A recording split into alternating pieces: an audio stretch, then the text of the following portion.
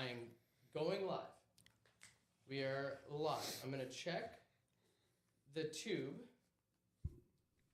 I checked the YouTube, and we are live. Excellent. Okay. Now, I showed you on this thing. And now that we're live, now we're going to start recording. Okay. And, oh, dude, I'm so excited. So we're going to start recording now. And then the star of the show is going to be this feature. Okay, putting my headphones on. Beautiful. Oh my gosh. And here. Well, actually, here I'll start right. I'll start right here. Hello. Okay, so I'm gonna start right here, and then I'll click the button and all the stuff, so that way I can at least control it a little bit. Okay. This is really cool. First off, good morning, YouTube world. My name is Joshua Coatzen, your overnight success story, and this is the Baby J Show. Ting. I don't have anything yet. Okay. Cool. It's a work in progress. This is episode 2. We'll say season 1, episode 2 of the Baby J Show. All right. And today, and because I'm controlling this wirelessly on my computer, I'm cutting to you for a second, and I'll tell you when. Today, we have an incredible guest. I met him, was it a year ago? Yeah, almost a year ago. And he has an incredible story, and I have a bunch of weird questions to ask him. And so I'm going to point the camera to you. This is Kevin. Hi, guys. Hi, pleasure to be here. We're excited. And here, let's now, I'm going to go back to me. And here we go. Boom. Okay. All right. We are... Here, I'm going to move this so I can put my computer down. Come on, bud. There we go. Okay, you stay right here. Don't go anywhere. Okay, here we go. Cut. Now that, oh, yes, now. Oh, and then I can kind of look down. Oh, yes, it's working. Getting it's all working. The bugs out. I love it. Everything. Yeah, dude, I would prefer to be as raw and uncut as possible. I feel like there's a lot of, I don't want to say lies. There's a lot of fake. There's a lot of fakery in this world. I agree. I'm not even talking about AI yet, but I can't watch anything that you see. You can't believe anything. It's all entertainment these days. Exactly. And so, first off, I want to say thank you very much. I have been thinking about this for a very long time. Is the mic okay? Should I go closer? Mic is fantastic. Okay. Run with it. All right. Well, I'm running. Well, okay. So let's just jump into.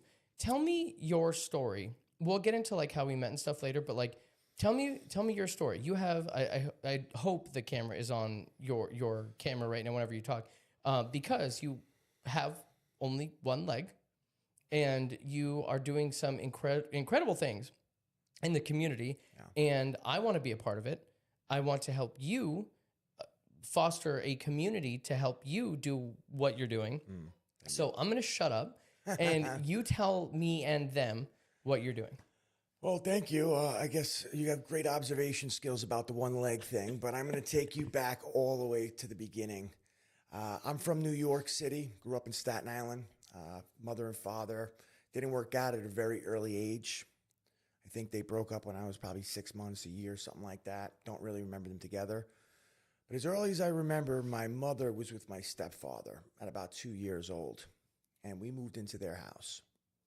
Unfortunately, my stepfather had a son my age that got attacked by a wolf at 2 years old. It completely mutilated his face, scratched it up, tore his scalp off, and even ripped one of his ears off. Wait, hold on. So your father? My stepfather's son. Okay. Same age as me. Had a son, and at 2 years old got mauled by a wolf. Jeez. And that was how my life started. I remember growing up, he constantly was in and out of surgeries, probably 100 surgeries as a young kid. I had to put balloons in his head. I mean, had the roughest childhood. And I remember that I thought that it was all about him because it was, because he was really in a bad place. And also, you know, hurt people. Mm-hmm. And although we get along today, and I love him to death, and he's one of my best friends, as a young kid, he was twice my age, he would bully me every day, and I felt kind of like a victim. I was always struggling. I mean, he beat me up all the time. Little kid stuff, but it seemed so devastating as a kid. And I was in a ton of pain. I didn't know what to do. I remember being suicidal at about 5 years old. I think I told my mom once, and she was like, "Don't say that." And I was like, "Oh, I'll never say that again." And I didn't say it, but I felt it. And I needed to numb the pain. And I got introduced to drugs and alcohol at a very young age. I would say 8 or 9 years old.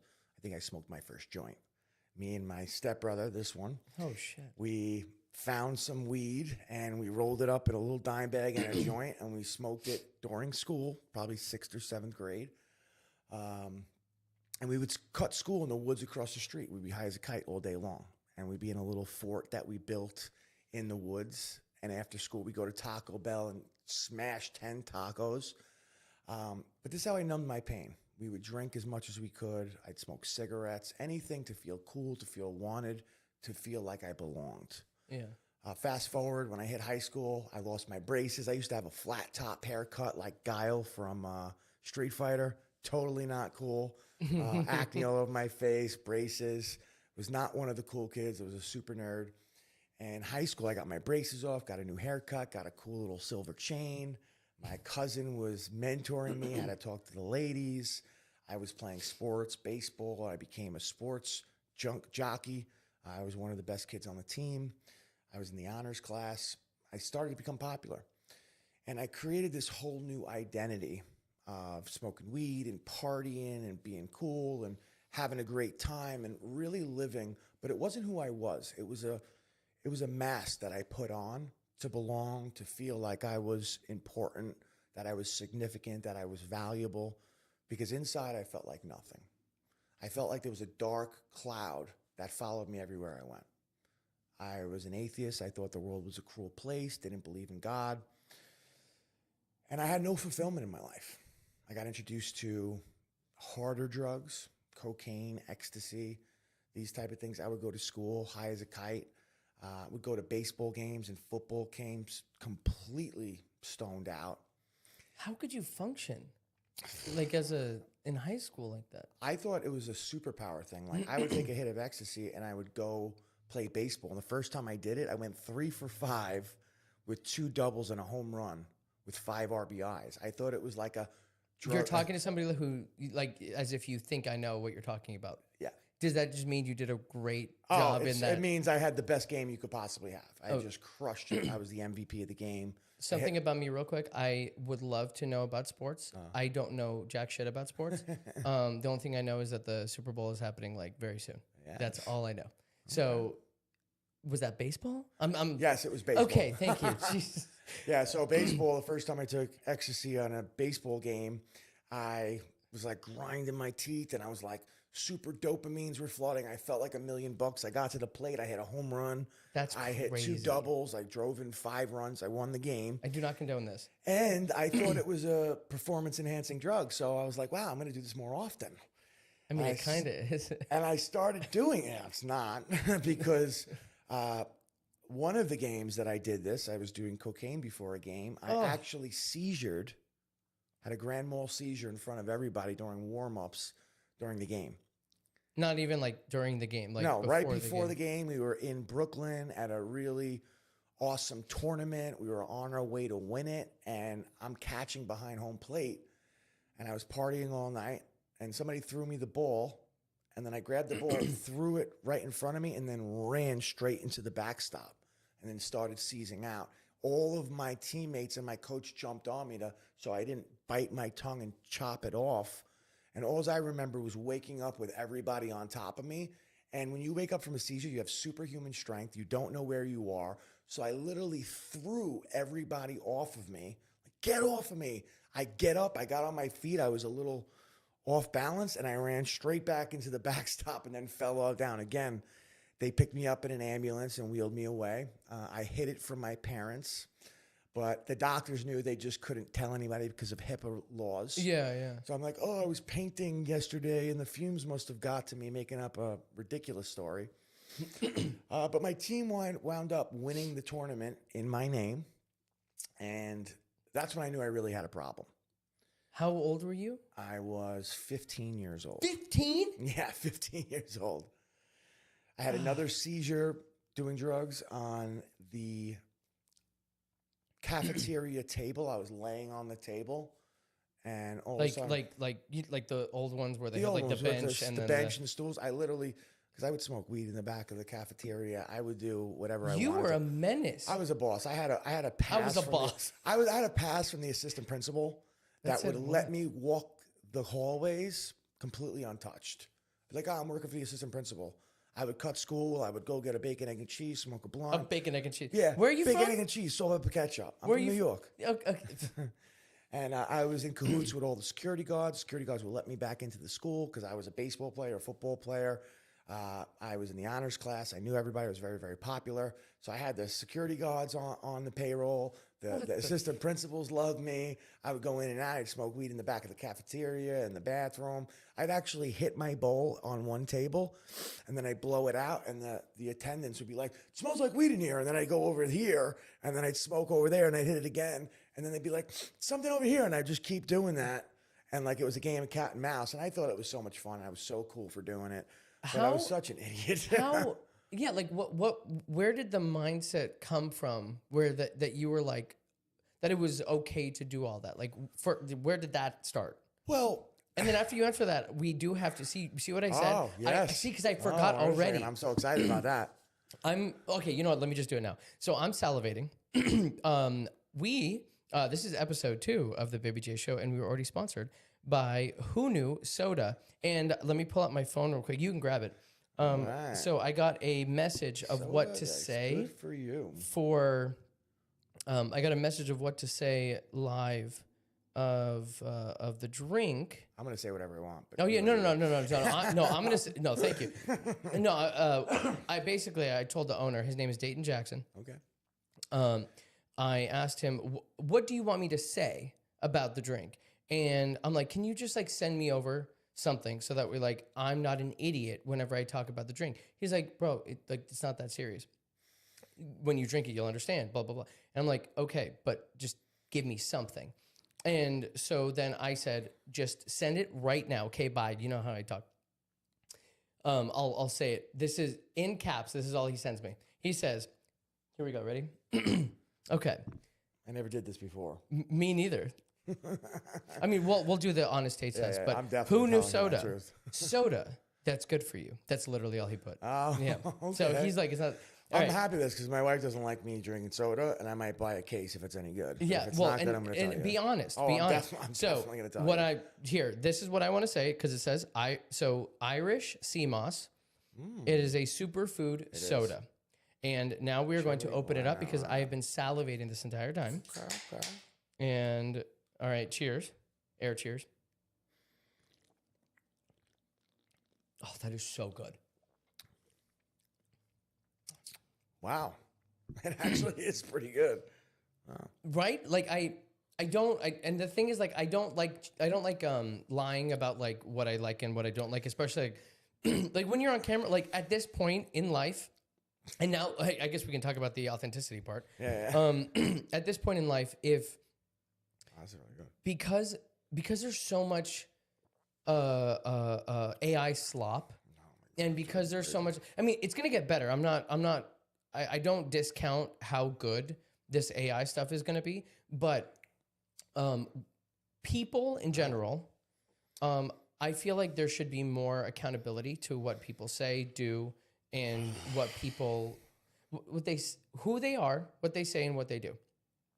I feel like that is, there should be more accountability to that, especially whenever like there is such things as like AI that is now providing much more in like the millions of just fake stuff, I guess we want to call it. So It's crazy. I used to think that Google was a liar. Now I see a video and I have to look on Google to fact check it because AI, you could literally see somebody get eaten by a polar bear.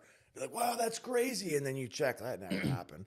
If you're seeing about politics, this is one thing. And then you actually see them say it. And then you're like, did this person say that? No, they never said that. Even I'm like, you're catching me every time. Even like we're not going to go too far into politics, but the thing is, like, with AI and photo, like, not even photoshopping, photo AIing, and like seeing something that you thought was something, and then somebody else generates a photo of something else that. And then now you're like, what is happening? Think about it, there's no proof. You can't blackmail anybody. I'd be like, oh, that's AI. Like, you can't have text message threads. Be like, look, I could prove it. No, you can't prove anything these days. Everything is fake. There's something that I guess if I can, there's some. So do you know about the blockchain at all? Yeah, a little bit. Muscle memories. Not crypto. I'm talking about the blockchain. No, I understand the technology. Okay. About, yeah. I'm excited. This is such a total side tangent. We're going off. Yeah, like, and that's what I wanted with you. It's like I just wanted to be here with you. Is I'm excited whenever you can post on blockchain for the authenticity of a photo or a video, and that way you can trace back to the IP address or the I don't know if there's an IP address in a phone. The authenticity. But so you can see who actually posted it. Yeah. That's what. In my understanding of the blockchain, that's what I understand the blockchain is meant for, because it's supposed to show you where the money goes. I mean, is that me? Oh, no, that's my wife. She's the only thing in my world that's not muted. Yeah, good for you. Look at that, a good man. Also, man, that's also what I want to talk about too. You and Ashley. To talk about. Okay, so let's go. Be a fun night. Let's go back. Night. Yeah, all around. Let's go back to you were 15. Okay, we're 15. I can't put this down. No, I'm not. No, you don't have to. I'm just letting you know. I might want to order a 6-pack of this and bring it back home. Hey, I'll even here for Dayton's sake. I'll give you one to take to Ashley. Excellent, awesome. His beautiful, amazing, smart wife. So I'm 15 years old. I'm doing drugs every single day. I even took ecstasy one day before a football game, and I'm running down on a kickoff, and I'm running and about to tackle the guy, and I'm like laser focused to hit this guy running full speed. I don't see the 250-pound guy that steps right in front of me and hits me helmet to helmet and lifts me in the air and wind up giving me a concussion. So there was so many bad things that happened, but you always remember the good times when it comes to addiction. This went rampant. I went from being an honors student to having 90s grades to tanking, where I had a 55 average, got kicked out of honors, graduated by the skin of my teeth only because I played sports.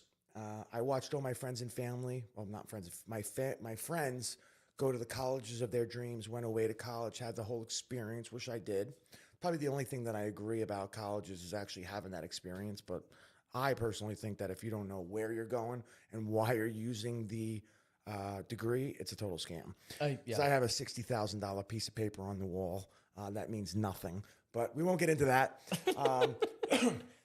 So at 18 years old, I was kind of sour about everybody is enjoying their lives. I went to a local city college, and I didn't get to play sports in college because when I was 18 years old, I got into a head-on collision with a bus. That's my wife. I have to. That's right. Yeah. Just no, you're fine. Everything is okay. Okay. Say that last part again for dramatic effect. Oh, yeah. Hold on. Oh, there we go. That was weird. So when I was 18 years old, I get into a head-on collision with a city bus. Completely smashed my entire car. Went from 20 miles an hour forward to 30 miles an hour backwards in a split second. This injured my neck and my back, and I was in so much pain. I got depressed. And I went to the doctors thinking that they might find the way, and they put me on painkillers. This was in 2005 when they were giving out painkillers like Skittles. So I took it for the first time, and I was like, wow, I feel like Superman. I felt awesome. I thought it was the best thing. But the problem with painkillers is you become very, very used to whatever you're taking. If you're taking it every day, you create a tolerance for it. So you first start with 1, then you got to take 2, then 2 don't work, then you take 3, then 4. Before you know it, you're taking 200 milligrams of something that 5 milligrams would knock somebody on their face. And if you what happens is I didn't know that it was that addictive physically at that time. I was a young, dumb kid. And I remember the first day that I woke up and I didn't have my medicine and I was sick as a dog. I felt throwing up. I had diarrhea. My whole legs were crawling. I had pains. I was achy. I was in withdrawals. And I was like, what is this?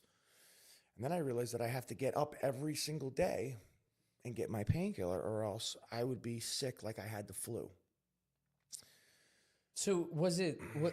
And I'm probably talking too soon here, but like, was it like you replaced like those other drugs for those drugs? Oh, no, I was doing the other ones too. Oh, really? Yeah, because I had no faith in my life. I thought the world was cruel. I was trying to get fast hits of dopamine as fast as I could. See, I work with people in addiction, and we'll get into that, but addiction was never the problem.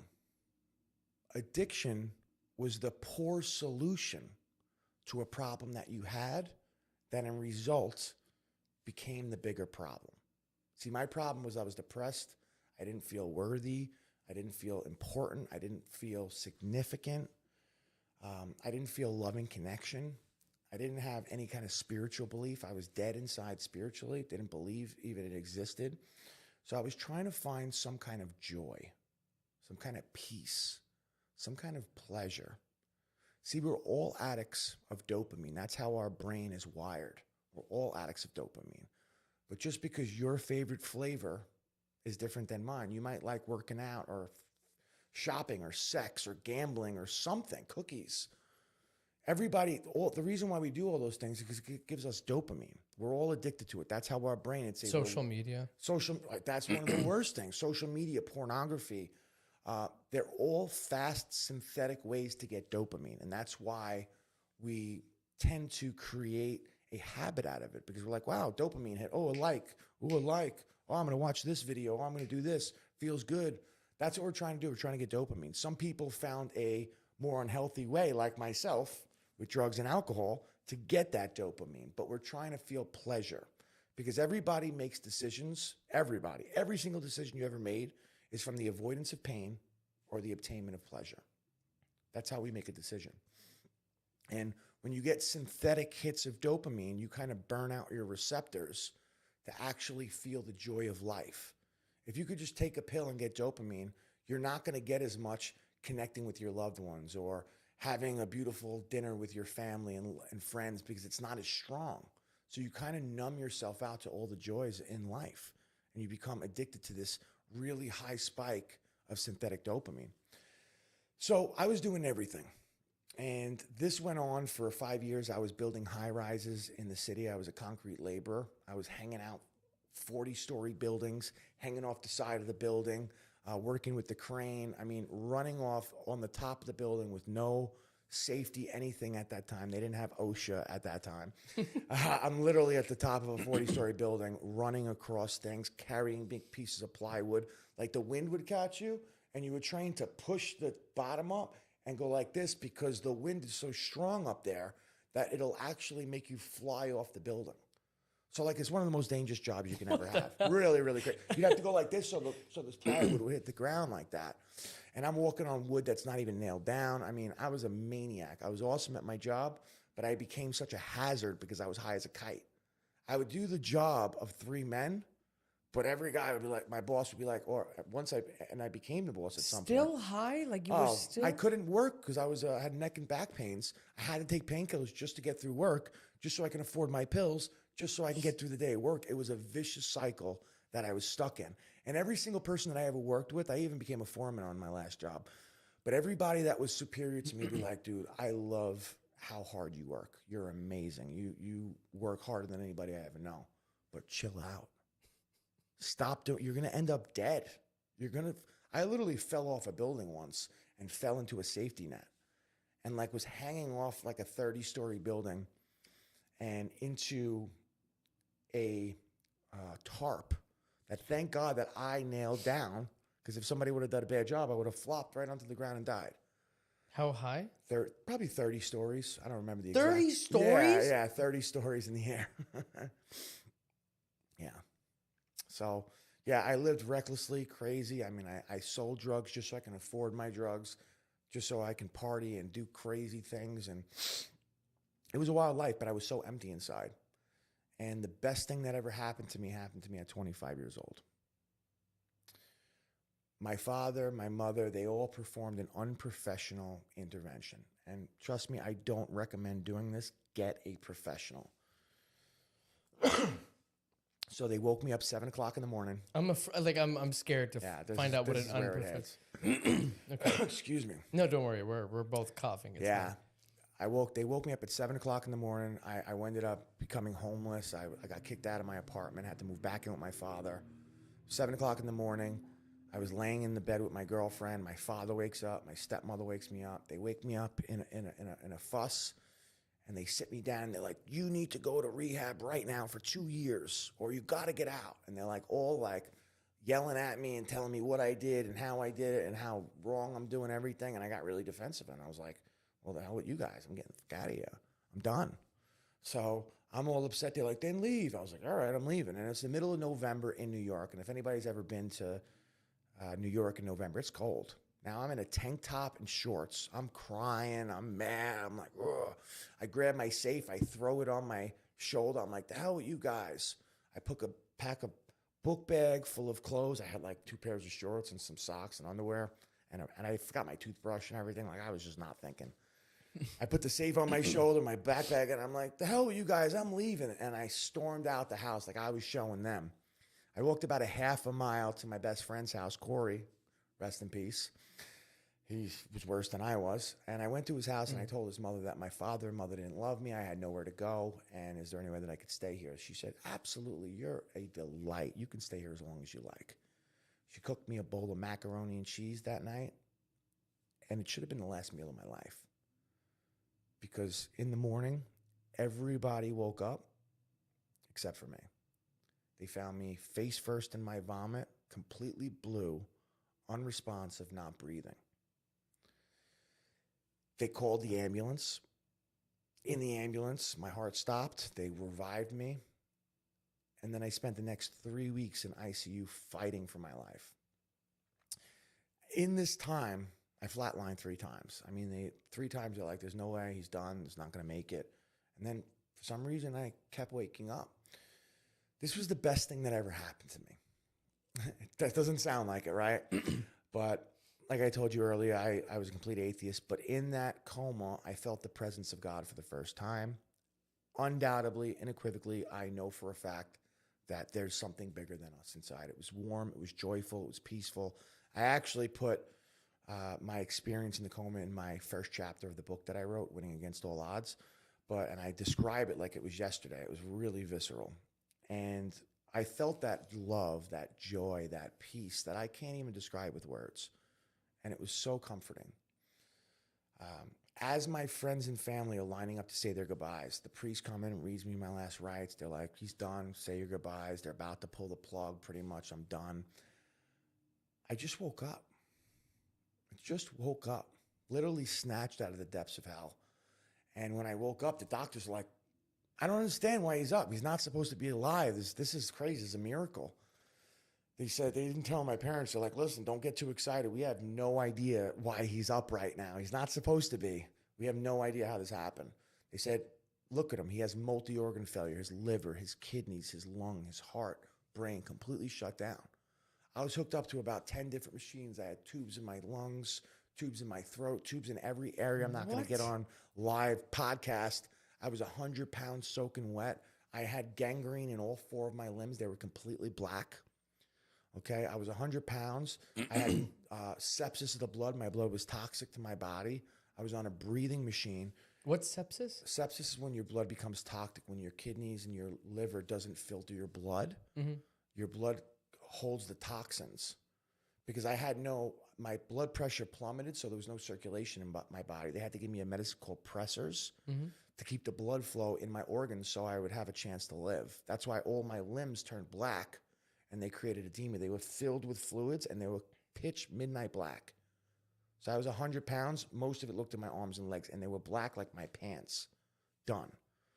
They said, they're telling my parents, like, don't get too excited. If he survives, he's going to be completely brain dead, and he's going to lose all 4 of his limbs. and he's never going to be the son you once know. Do you really want to go through that? And my parents are like, you don't know my son. He's stronger than you think. Blah, blah. And I'm listening to them. I'm like, I have tubes in my throat. I can't talk or anything. I hear them. I'm like, yo, stop talking death over my life. I can hear you. I'm not brain dead. I'm like, I would go like this in the hospital to communicate because I couldn't talk. I go, it was the only sound that I could make because I couldn't push air through my lungs. I could only make sound with my mouth. Crazy. Yeah, it was a really humbling experience. It was 4 months in the hospital. I had to learn how to walk again, talk again, breathe again, eat again, drink again, like it was my very first time. It was learning everything like a baby. Like they would lower the oxygen low enough that I'd have to struggle for each breath, but high enough that I wouldn't die. So you could practice or something? I had to strengthen my lungs. Strengthen. Yeah, it was like being waterboarded for 2 weeks straight. It was torture. I was on a 24-hour dialysis because of my kidney failure. Kidney, yeah, not liver, kidney. So my kidneys gave up, and I was on 24-hour dialysis all day, every day for weeks. And I think I understand what that means, but what does that actually mean? 24-hour dialysis. Dialysis is basically they filter your blood through a machine because your kidneys are not working. Oh, so it's all basically every machine was basically trying to just every filter machine was your living me. One blood. machine was breathing for me, the other one was filtering my blood. Then I had a feeding tube, and I had a diaper. Well, first I had a thing in my catheter. That's the only one that I know. Yeah, that's what it was. But I had a catheter for like 2 months. Oh God. 2 months. Ugh. Oh my God. Ugh. It was torture. And then when they pulled it out, no, I had to sit there in a diaper and piss myself. Basically, have to learn how to do it. And this is the most humbling experience of my life because I thought I was a hot shot and untouchable. I'm like, wow, I'm really touchable. I had girls that I went to high school with. Oh, take care of you? That were nurses that were changing my diaper. Oh, God, I'm sorry. Yeah, like the doctors were my friends. I had a few friends that were doctors. So you basically grew up with all these people. Dude, it was the hospital a mile from my house. Oh.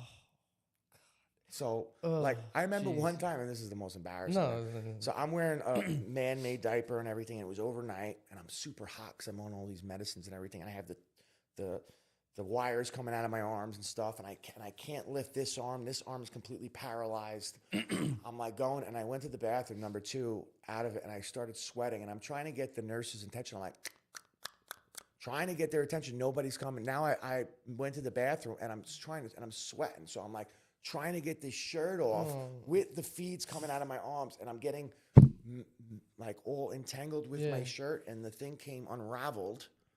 And now I have like on my face and all over me, and I'm like covered in feces. I'm just sitting there. And then finally a nurse that I know comes into the room. She's like, how you doing? She's like, oh my God, you poor thing. Let me get you cleaned up. And I'm just sitting there in complete garbage, stinking, dirty, like the most lowest I've ever been in my life. So coming from that perspective, like you were like, you felt so on top of the world. Yeah. And then this happens. I mean, I have a question for you, but like what I'm seeing in, I guess, the world or as I grow up, what I'm realizing is that some people tend to forget what happens to them, and they tend to repeat the same things over and over again. And I'm not saying that you're repeating anything, but I guess my question is like, what do you do to remember, so that way that never, like, you don't get into that position ever again? Because like, I guess the first question is, have you started to forget what happened? Well, that's a very good question, and I'm going to give you a little unorthodox of an answer. I have to put my leg on every morning before I take one step. I like scratch my back in the middle of the morning, and then I step into my leg. And see, that's the thing. I don't even look at you like that. I literally look at, I'm like, I didn't even think about it like that. So, Jesus. I can't go to the bathroom in the middle of the night without finding my leg, putting on my leg, and doing it. So that's a really good reminder. So essentially, you know, where I was and where I am now, I'm so grateful that I'm not there anymore. And that's why I, you know, we'll get into it, but I decided to work with addicts for 11 years. Before I put my leg on in the morning, I have so much gratitude because I'm grateful to be alive. I have a second chance at life. God gave me an opportunity to make all the mistakes and all the challenges and all the problems that I ever had and transmute them into a superpower. See, we talked about this authenticity. I believe authenticity and vulnerability are superpowers, especially in this day with AI. Like, people are going to want real life connection. And when you lead with your brokenness, you allow people to be broken too. You give them permission to be vulnerable, permission to come authentically, permission to come to you not perfectly, because nobody's perfect. I just want to give you that secret. Nobody you ever met is perfect. Not the guy you see on stage, not the person, the rapper or the artist or whatever you see. None of them. They all got problems. But the problem is everybody sees social media posts and you're seeing people's highlight reels and you think, oh, well, I'm not as good as them. You're seeing this much of their life. I'll like not one up you. I'll add to what you're saying. Yeah. I, as well as millions of other people, enjoy. There's this woman. Her name is Bryn, and then this guy's name is Mario. And I don't know if you've ever seen any of their content, but I love whenever their videos pop up, and unfortunately, I'm not going to go deep into this because that's not my place to talk about his stuff. But basically, I believe it was getting out of the military that the guy still, and look at me, like what do I have to talk about this other guy's life? But they put so much of their life on social media, their relationship, and now I think that he's getting help, and they unfortunately broke up. And so whenever I saw this post like a day ago or 2 days ago, first thing I thought was it was AI. I'm like, no, they have too perfect of a beautiful life that they portray on social media, but we only get to see the good stuff. We don't get to see whatever was hurting him mentally or emotionally as a real person. Yeah. So that I just wanted to add to that. I appreciate that. You're absolutely right. Listen, even the life that I portray, I mean, I have so many accolades that I've accomplished and things and people that I've helped, but I'm not perfect. And I'm in pain every single day of my life. There's days that I'm lazy. There's days that I lay in bed all day, that I can't even walk, can't put my leg on. Days that I'm cranky. You ask my wife, I'm a moody person. I'm not happy every single day because I'm in pain every day of my life. But what helps me is impacting other people's lives. It gives me the juice. It gives me the strength. It gives me the courage to get up and fight another day. So like when I was in the hospital for 4 months, like I told you, I had to learn how to walk again, talk again, eat again, breathe again. The doctor, after 2 weeks, I'm praying to God that I don't even know. I'm like, God, if you get me out of this, I promise I'll make a difference in this world. I promise I'll change. I learned my lesson. Just give me one more chance. For weeks on end, I didn't get no answer until one day the doctor walks in, says, hey, Kevin, I have some good news and bad news. The good news is I think you're going to make it. I think you're out of the woods.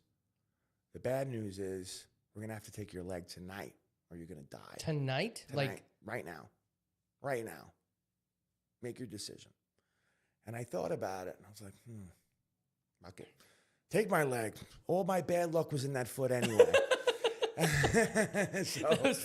So I mean, but at that time, I didn't even think it was real. Like I'm like, I can't believe this is my life. I must be dreaming or something. Yeah.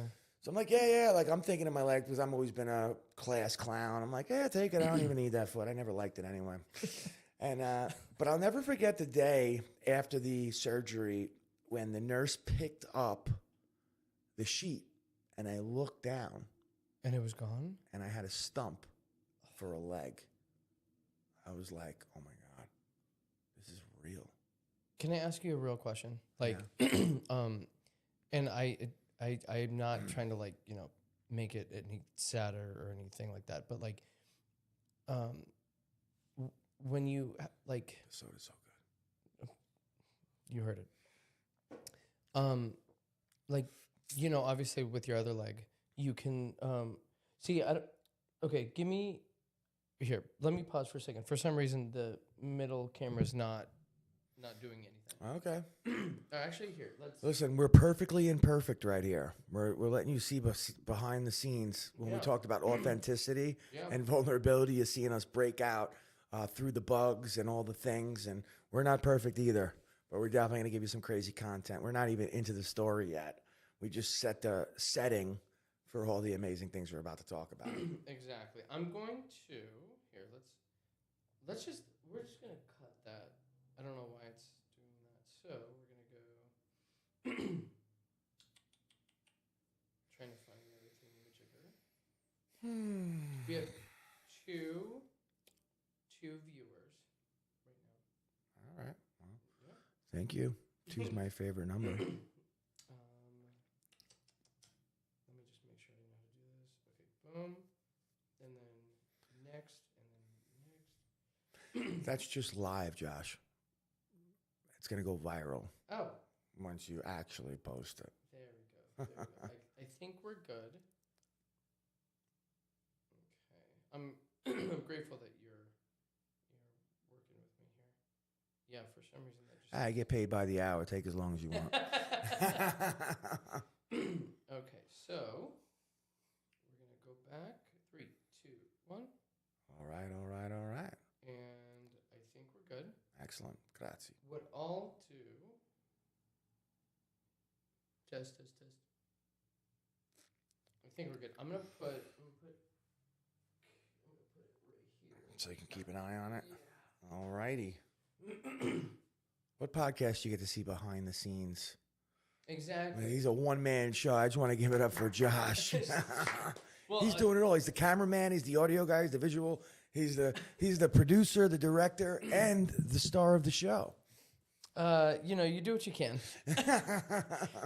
Okay. Yeah. No, I think we're good. I think we're good. Okay. Fantastic. Cool. So I apologize. I guess I was the one asking the You're question. asking me a very vulnerable question. Yeah. So, this is man. I just don't even know how to say this. Like on the leg that what it feels like to move your toes. I'm moving them right now. So, in that moment, what was going through your head, or how were you feeling whenever you essentially couldn't do that on the other foot?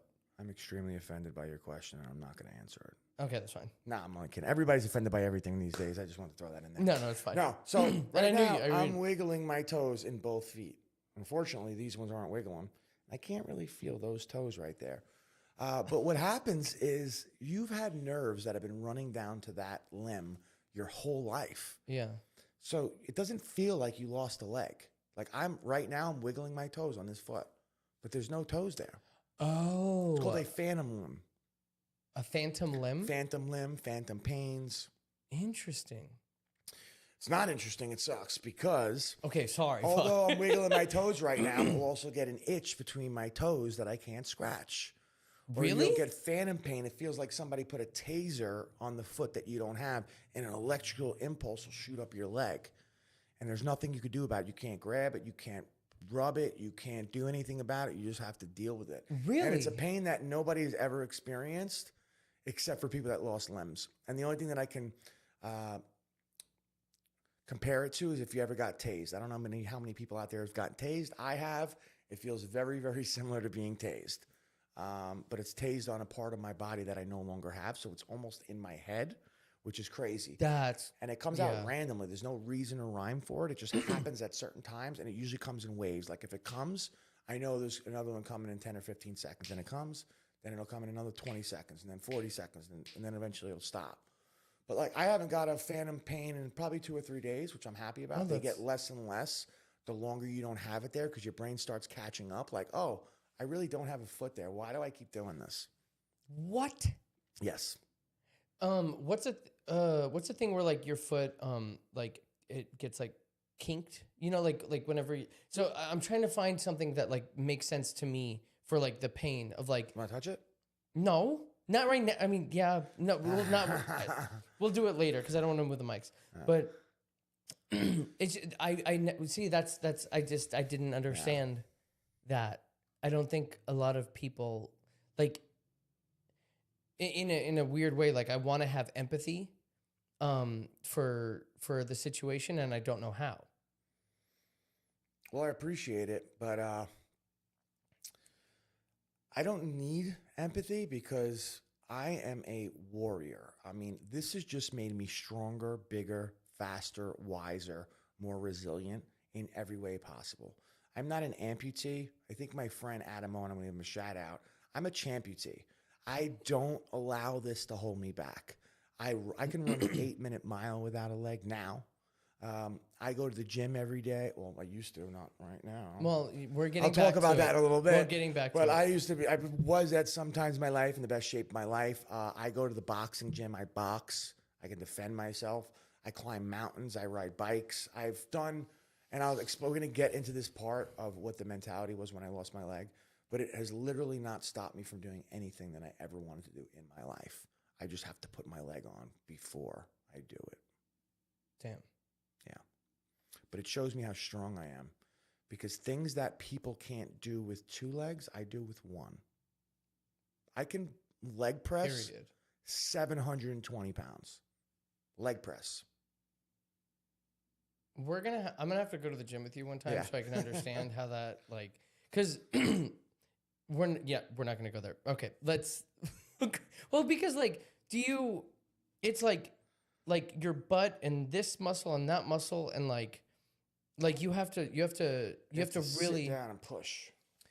Yeah, but again, there's so many other branches of questions that I have for like that kind of workout or whatever. This side of my leg is completely atrophied. This thigh has no way to really work out, maybe secondarily. Yeah. But this leg, if you look at it, she's thick. It's a machine. It's like a piston. Yeah. This leg is like a pogo stick.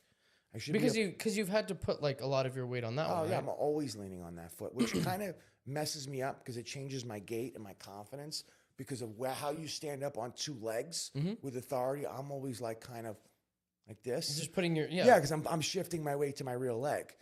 So it kind of there's a lot of psychological and emotional things that happen from that, but I don't let it stop me. It's just another obstacle that makes my life a little harder, but I welcome the challenges. So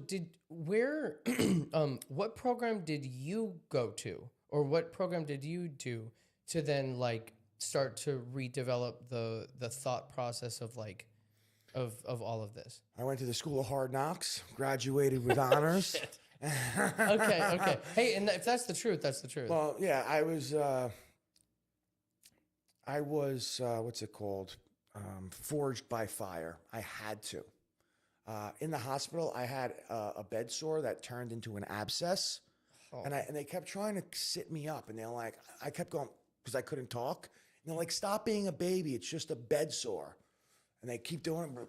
No, don't do that. I couldn't make any noise, and they finally did like whatever scan they did. Oh my God, you have an abscess the size of a tennis ball in your glute in your left hand side. They had to remove it, suck it all out. Oh. And it was one of the most painful things because when they changed the wound, the dressing, they would have to stuff it with gauze, and then they'd have to change it twice a day. And when they change it, they'd be pulling out gauze like a magic trick, like a magician pulling out a scarf out of a hat. It was just like red scarf coming out for 100 feet, and it was just so painful. But you couldn't say anything. I couldn't say anything. Couldn't make any noise because I had tubes down my throat. But I now have like half of my glute on my left side is missing. So I have an indentated. Damn, dude. You know. Oh man, you are literally like you said, you're a warrior. Like that is crazy. Yeah. So let's go back. So back to where we were. I'm trying to remember. Jesus, where? So okay, so you well, I mean, so you I guess I'm gonna go back a little bit so I can get to where we were, and then you can like help me here. So I'll just enjoy my soda. I just do that. So you woke up. Now you were at your friend's house. And woke up. That event took you to the hospital where you were there for 4 months, and in that 4 months, then the doctor said that you needed to take. They needed to take the limb. Yes. From there, then I think that's where we stopped. So where are you, personally, professionally, mentally, like after that happens? So after the 4 months of the hospital, and I just want to bring back, like, to tell you how devastating drugs are to people. My best friend Corey was the funniest, coolest kid. He was the prom king of our graduating class. One of the coolest kids I ever met. But he burned every bridge through his addiction that he had nobody left. In fact, when I was dying on his floor, and his sister and his mother were like kind of getting me together, his addict mind, and it wasn't him, it was his addiction, was, oh, let me check his pockets in his safe to make sure that I get all the money and the drugs that he has because he doesn't need it. You know, like that's how deep it gets. Changes people's lives. Like if you have a loved one that's struggling with addiction, you're not talking to your loved one. You're talking to somebody that I think is spiritually has an attack on their life, and they need to remove that for you to be able to really, really get into helping that person, because you're not talking to that person. You're talking to their flesh. You're talking to a disease, and it's really, really struggling. So fast forward, it took me 4 months to get out of the hospital. When I got out of the hospital, I was about 120 pounds. I had complete atrophy and nerve damage in this hand. I mean, it was skin and bones. My hand was like this. I couldn't move my hand. They told me I'd never be able to move my hand again, and I was a righty. On top of that, this shoulder couldn't move, so I couldn't lift this arm, but I can use this hand. So I would take this arm to pick up this hand to do everything. I had to learn how to do everything lefty, and I had to use two arms to use this hand because this arm wouldn't move. Mm-hmm. So they gave me so many limitations, and one of the biggest takeaways I want you to get from this interview, this podcast, is don't let anybody ever tell you what you can and cannot do. Your only limitations are your mindset and your faith. Because the prosthesist and the doctors told me it was going to take 2 years to learn how to walk. When I heard this, I was pissed off. I left that office in a wheelchair. It's about as fast as you can roll out. And I was determined to get past that. I was like, oh, I'm going to show you. I had that kind of mentality and mindset, like, watch me. So I went home and I practiced. I mean, the first day that I got home from the hospital, it took me 30 minutes to get up a flight of stairs with help from my loved ones. But by 2 weeks, I walked back into that office completely unassisted. No walker. 2 weeks? 2 weeks was walking. They told me it's going to take 2 years.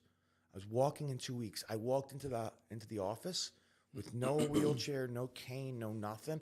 The nurses and the aides tried to touch me. I'm like, don't touch me. I'm going to do this my way.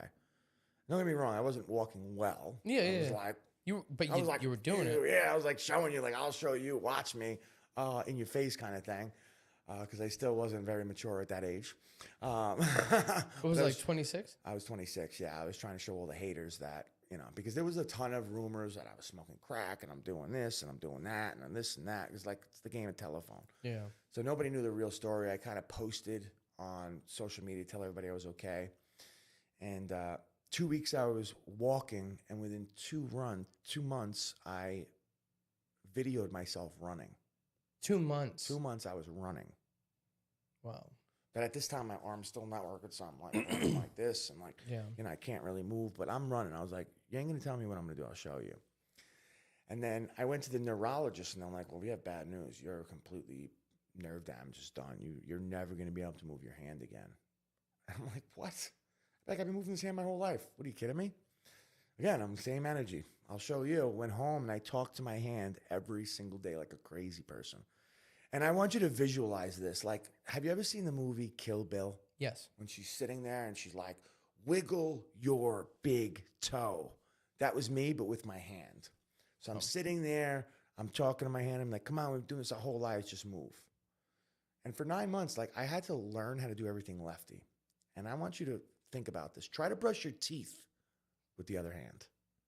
Try to do anything. I'm not going to get into anything vulgar, but try to do anything with your hand that you don't do it with. I'm left-handed. Yeah, so try to do it with your right hand. I was just thinking about it. Like, it just feels weird. So weird. They actually say to do that for neuroplasticity, start building the pathways in your brain, but you'll brush your teeth without even thinking about it. Try to do it with the other hand. It's like a chore. Mm-hmm. So at this point, I could do everything with my left hand, but my right hand's not working. I'm like, I'm not going to accept this. And everybody's looking at me like, well, you're kind of losing it. You know, you're talking to your hand. I'm like, it's going to move. So I'm like, I'm not going to stop. I got no job anymore. I got no purpose. I was like, I'm not going to continue. I'm not going to stop until you move. And after 9 months of talking to it, I'm looking down, talking to it. My finger wiggled. I'm like, that's all I need to know. I mean, if I could do that, I could do much more than that. So I start getting my finger to move, and then my hand, and then I'm squeezing it, and I'm moving it. And like, I had no muscle in this hand because I haven't moved it in 12 months. Yeah. So like, I would start and just use gravity for my wrist, and I would just keep it this way. Sometimes I use a little bit of gravity, but I'd start this way. Then slowly I started moving my hand back, and then eventually my hand just got too heavy to move. So eventually I had to just use gravity to strengthen the muscles. And then eventually I started using soda cans, like stupid little things. But now I have about 90% of my usage of this hand. I can't like give a really good thumbs up or the flip a bird to anybody, but I'm grateful for that. That's a blessing. That is a... It's still a little numb, and I can't like, I could text a million miles an hour with my left hand, but I can barely even hold my phone with my right hand. How long ago was this? I went into the hospital 11/22/11. For those of you that are into numerology, think about it. 11/22/11. Oh, I mean, yeah, is the separation, is the midpoint, the changing point of my life from my old life to my new life. Completely symmetrical. It was the day that changed my life. So that was 11/22/11. So that was 14 years ago. So on the topic of like you getting the movement from your hand, so like at what point was it like 50%? I mean, it was 50% for like a year. I would say probably around. But did it take like a year, 5 years to get to 50%? Like, cause you were really working on this, right? 9 months I started using it. And then I would say for the next year, I worked on getting it to 90%. Like, I don't know exactly where the transition happened, where the milestones were. That's crazy. But it took me about a year of occupational therapy, physical therapy, after having it being able to move until that I actually started working. That's crazy. Yeah, it was no like overnight kind of thing. It was just persistence and consistency and never giving up and having the faith and the mindset to say, listen, I don't accept this. I'm not going to stop until it's better and where it's functional, that I say it's okay. Jeez. I mean, that's incredible. That's really incredible. I honestly, I know we barely touched on this, like, because where I met you was you were doing a speaking engagement. Yes. And and so in that speaking engagement, it was meant to do like a 7 to 8 minute speaking gig and like doing practice for that speaking, like for your story. And you did a really good job. And that's whenever I started hearing your story, because clearly like that's where you're pulling it from. I didn't know, like, because I'm aware, like I've seen you, but like until today, like I had no idea. Yeah, no, literally no idea. There's only so much you can fit in 7-8 minutes. Yeah, true. and that's why I'm happy that we're doing this. That's why I'm happy that we're friends. Yeah. Side very note, grateful for our friendship. You're a good man. Thank you. You too. And one of the reasons why is a little side note. I love your family. I hope that they see this. If they're live, they're not live. I didn't send it to them. It's fine. Yeah. But I hope you see this. Your family. I believe stepfather, right? Yes. Mother. Yes. Sister. Sister-in-law. Yes. Sister-in-law. Yeah. And then brother. Two brothers. Two brothers. Yeah. They are just. They love you so much, and they're such good people. So I just wanted to put that out because I made it. I just want to say thank you, like, and thank you for inviting me to that too. Just because, like, that's an intimate thing. Yes. Like it was a holiday party, and again, I was just so grateful, and I wasn't gonna go. I think I told you already, but I'm like no, like I'm tired. Like I'm getting older. It's late. I'm trying to build a business. And then he texts me and he goes, wants you to meet my mom. And I'm like, shit. All right. Sucking him into it. All right, I'm going. And again, it was a beautiful time. So thank you. I'm glad you came. Yeah. So anyway, keep going. So I want to tell you even crazy. When I was in the hospital, my stepmother, who was my biggest fan, rest in peace, she had stage 4 cancer, but you wouldn't even know. She sucked it up to take care of me, and she was there every single day. You would have thought she was 100%, but she had stage 4 cancer, lymph nodes, liver, kidneys. It was spread through her whole body, and she just sucked it up. She's like, my son, and she treated me like her son. She was my second mother. She sucked it up, and she like took care of me as hard as she could. Although, as well as my mom and my stepfather and my father, they all stepped up. They were taking rounds, and I'm so grateful. If it wasn't for my support team, I wouldn't be here today. They're so incredibly supportive, loving, caring. They love me. They care about me more than anybody in this world. And actually, me having this accident brought everybody together, which was nice. I could tell you a ton of funny stories if we have time. Yeah. Give me one funny story. Okay. So I couldn't drink or eat anything for 2.5 months because I had tubes down my throat. Finally, they took the tubes out of my throat. I had a big hole in my throat. And I was walking with, they did plastic surgery, so you don't really see it. Yeah, they had to. It was like you could fit a golf ball in it. Oh my god, that's crazy. Yeah, because I had a. Is that how you have the sexy voice? Yeah, I can't hit. Is that what? Notes. Well, is that why you? But you have a deep voice. Did you always have this voice? No, it actually came because of the smooth muscles in my throat and having to retrain my voice. Okay. Anyway, so I had a huge hole in my throat, and I was working with the speechologist, and they were like, "Under no circumstance do you give him any to drink, or he can die. He can swallow and aspirate and die." But like, I didn't drink anything for 2 months or anything like that. So I would like sucker my mom and my dad and my stepfather and my stepmother to like, when they were just helping me by themselves, I'd be like, give me that. Like, I'm just starting to like speak a little bit. I'm like, put that sponge in the water so I can wet my mouth. I have dry mouth. So like, I would give it to them and they would throw the sponge in my mouth and I would clamp on like a snapper turtle, like, and I would suck the sponge dry. And I was placating themselves against each other. Like, my mom gives me 2 sponges. My dad gives me 3 sponges. And then one day, they had Gatorade. So I said, dip the sponge in the Gatorade. So I'm like, they're like, I can't do that. I'm like, my mom does it. So they're like, oh, your mom does it, your dad. And I'm saying the same things to them. So I'm like dying. I haven't ate anything in 2.5 months. I haven't drank anything in 2.5 months. Oh my! I'm seeing people. They had Thanksgiving in the ICU, and my father has a family of 100 cousins, aunts, uncles. They're all meeting in the ICU meeting. The sign that said "No visitors after this hour" meant nothing to my family. They were there 24 hours a day. They were bringing whole turkeys and plates and having Thanksgiving in the ICU. I mean, we're very, very close. So that meant nothing. There was no rules. They couldn't tell us to do anything. So get back to the story. They're dipping the sponges in Gatorade, and I'm clamping on. I'm like, and the first time that I tasted Gatorade, I should have got it on film and got sponsored by Gatorade because I would have made $1 million. I mean, I thought I had an orgasm. It tasted so good after having nothing for 2.5 months that I was like, oh, I believe you. So good. But one day, my dad's sitting there, and the speechologist takes off the gauze, the dressing on my neck, and there's red stuff coming out of my neck. Was it the red Gatorade?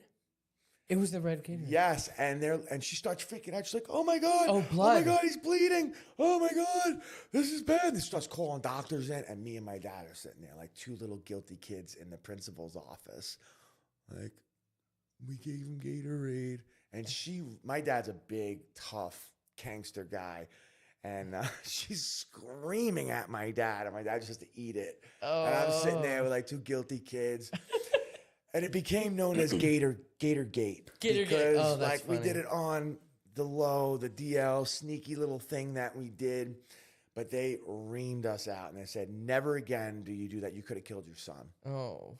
There was another time that my stepfather, I didn't take a shower for like 3 months, and he got all proud because they were giving me sponge baths. I couldn't get out of bed. I'm like, they weren't taking care of you, but they were shaving me or whatever. It was miserable. He's like, I want to help you take a shower. So he goes home, gets a swimming trunks, and he's an older man. He's like 60 years old this time, maybe a little taller. He was a fireman. Like, he saved lives. He was in 9/11. Like, he's a really good man. he throws me on his shoulder, and like I'm 150 pounds at this time, 140, maybe 130. But he throws me on his shoulder, and he's giving me a bath on his shoulder, holding me up, and washing me, and like he's so proud of yourself. I'm so thankful and everything. And the nurse comes in, and my stepfather says, "Yeah, I put him on my shoulder, and I took him, and I gave him a nice quality shower." The nurse like, "Why did you do that? You could have just taken him with the wheelchair and wheeled him into the disability shower and let him just take a shower there." I'm like, oh, they're such idiots. No, but that's really nice. Yeah. I'm so blessed and honored. I grew up, looking back, hindsight 2020, I grew up with two loving mothers, two loving fathers. I had the best of both worlds, and all four of them really created me in different aspects of my personality, my morality, my integrity, my work ethic. So I'm really, really grateful. What's the saying where it says it's like something is wasted on the youth? Like, I don't know what it is, but like I kind of feel like that. Luckily, nothing nothing like that happened to me. I did get into motorcycle accidents and and I almost lost my right leg and stuff like that. So like I understand from that perspective of being stupid. Yeah. But I can't remember what the saying Energy is. and time is wasted on the youth, I think. Is that what the? Oh, I don't okay. know. It's a better thing than that. But also, I also seen some other thing that it said that when we're younger, we waste our health to make money. Oh, yeah. And then when we're older, we waste our money to get health. So why didn't we just focus on our health from the beginning? Yeah. We spend thousands of dollars when we get older to pay for our health when we could have just took care of it in the first place. So we keep getting sidetracked. There's a million different things we could talk about. No, and that's okay. Now, I wanted to get, I mean, a lot of this is the meat, but I want to get into the meat of like, you and I started, like we met each other and I loved your story and I started to understand like this mission and you I don't want to say this incorrectly. You are in finance, correct? Is that correct or not correct? Like it is correct. I'm in finance. I have a financial brokerage with me, my wife, a few of my partners. I'm in business with Marshall Faulk, the Hall of Fame NFL running back from the 1990s, 2000s. Well, and the reason why I bring that up is because like you are utilizing that as a vehicle. Yeah. And that vehicle is to raise funds for an IPO. IOP. Son of a bitch. I knew you were going to get it wrong. IOP. Am I saying it wrong this whole time? Yeah. Intensive outpatient program. Oh, IPO. What? Oh. I IPO said is it what right. you have in stocks. Okay. Yeah, well, yeah. I mean, whatever. That's not the same. You just got it wrong anyway. Okay. IOP. Yeah, IOP. Okay. Can you explain to me what an IOP is? And because I think intensive outpatient program. Correct. And why you're doing this? Because I think we kind of understand collectively why you're doing this, but like there's this big mission behind it, and I want to talk to you about that. Yeah. So there's two reasons why I got into the addiction space. Three reasons, really. The first reason is the 12th step is to give it back, because recovery is something that you can't hold on to unless you give it away. Because addiction is a very selfish disease. It really is. It means it's when you're so self-centered in your own problems that you're focused on your own pleasure and your own relief and your own this and your own that. It's a very selfish mindset. And I'm not saying it's wrong, because people go through traumatic experience. I don't care if it's molestation, rape, struggles, pain, all these things. People medicate themselves through addiction. But what it is you focusing on yourself and getting that pleasure. That's why they say selfless service to others is the opposite and the cure to addiction and depression. Because when you take the focus off of you and put it on other people, now you're not thinking about your pain. Now you're not thinking about your pleasure. You're thinking about helping other people. That's first and foremost. Secondly, I made a promise to a guy that I didn't even have a relationship with in that hospital that if you get me out of this, I promise I'll make a difference in this world. And I never forgot that.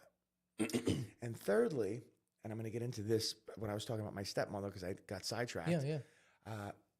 She had stage 4 cancer. She sucked it up. Immediately when I got out of the hospital, she started declining rapidly. And this was in April of 2012. My birthday of that very year, May, June, July, August, September, full 5-6 months later, she died on my birthday, October 2nd. I was out with my brother, I was out with my father, we were having dinner, and she died. And when we went to go to the hospital to say to her, she got very, very spiritual, and she's like, I've been talking to God so much, and he's been talking to me, and he said that he's going to use all of this for good. He's like, you have no idea what future and what impact you're going to make on people's lives that are struggling with the same things.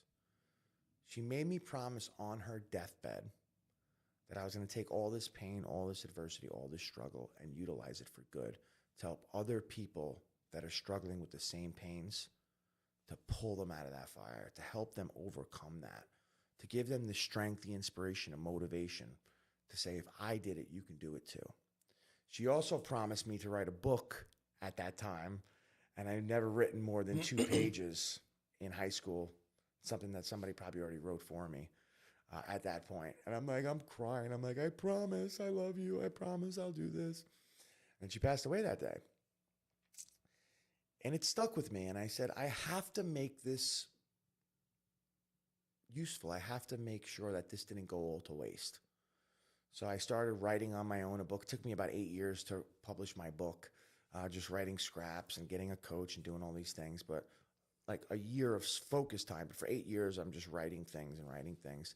And I remember about 3 years into it, I was so sick and tired of hearing about my friends and family members and people that I knew overdosing from the opioid crisis that I wrote my story to the newspaper. And within 30 minutes, the editor emailed me back. They're like, this is amazing. I really, really want your permission to put it on the front page of the Sunday Advance. So they came over, they took my pictures, they published my story on the front page of the Sunday Advance in Staten Island, and it went viral. Hundreds of thousands of people seen it. They read it. It was amazing. I had organizations reach out to me. Everybody wanted me to speak at their events. And at this point, I never spoke before. I never did anything in this realm of giving back. So I said yes. I had my both of my promises in my head. I'm like, this is my chance. So I went to a Scared Straight event with this woman, Alicia Reddy. She was the addictions angel. She would speak to 500, 1,000 people in the local area, the local communities, the local schools, and she would do these Scared Straight programs. She asked me to speak at her event. I said yes. First time I'm ever speaking in front of stage. I probably spoke to 20 people in front of a class before. It's probably the most I ever did, and I still didn't like doing that. So I pulled up the courage. I'm like, I'm going to do this. It was my turn to speak. I had a crumpled up piece of paper. I had my glasses. My glasses were fogging up because I was sweating balls. I was up there with my piece of paper, and I was reading from the paper, stuttering through the whole thing, heart going 100 miles an hour, sweating profusely, thinking I'm going to die in front of everybody. But I got through it. And at the end of my speech, I got a standing ovation of probably about 500-600 people, clapping, standing ovation, screaming, whistling, woo, yeah, it's amazing, yelling, ranting, and raving. And when I got off the stage, I would say about 100 people lined up to tell me how my story resonated with them and touched them in a personal way. Whether it was they were struggling with addiction and they made the decision to stop, or they made the decision to get an intervention for one of their family members, or really, really shed light on what addiction was all about and to be able to connect and understand another person that they know that was struggling with addiction. And it was the highest I ever felt in my whole entire life. It was the first time that I got natural endorphins, natural dopamine, serotonin flooding through my whole body. And I felt like I did something of purpose. I was like, wow, I could have been doing this whole time. I've been doing drugs like an idiot. Like I could have been making an impact in this world and like really having purpose in my life. And in that night, in that moment, I decided to dedicate my life to saving hundreds, thousands, millions of people from addiction, mental health issues, traumatic issues. So I literally made my life about helping other people at that point. I got certified as a life coach, a recovery coach, a drug interventionist. I started volunteering in the hospital, talking to amputees, people that just overdosed, doing things in the news and working on videos, doing interviews, documentaries, podcasts, really focused on my book. Started at that point, really decided that I wanted to be in business for myself and I wanted to really, really give back. Because at that time, I just started going back to school. I wanted to be a doctor. I wanted to be a nurse practitioner. And I wound up going through school. I got my bachelor's in psychology, which I'm so fascinated about how the mind works and how people interact, especially behavioral psychology. Because a lot of the things we do, we're kind of just set up. It's the environment, it's people's cues, things that they do, the people positive reinforcement, negative punishment. I mean, most of what we do, we're kind of brainwashed into doing, and we don't even realize it subconsciously.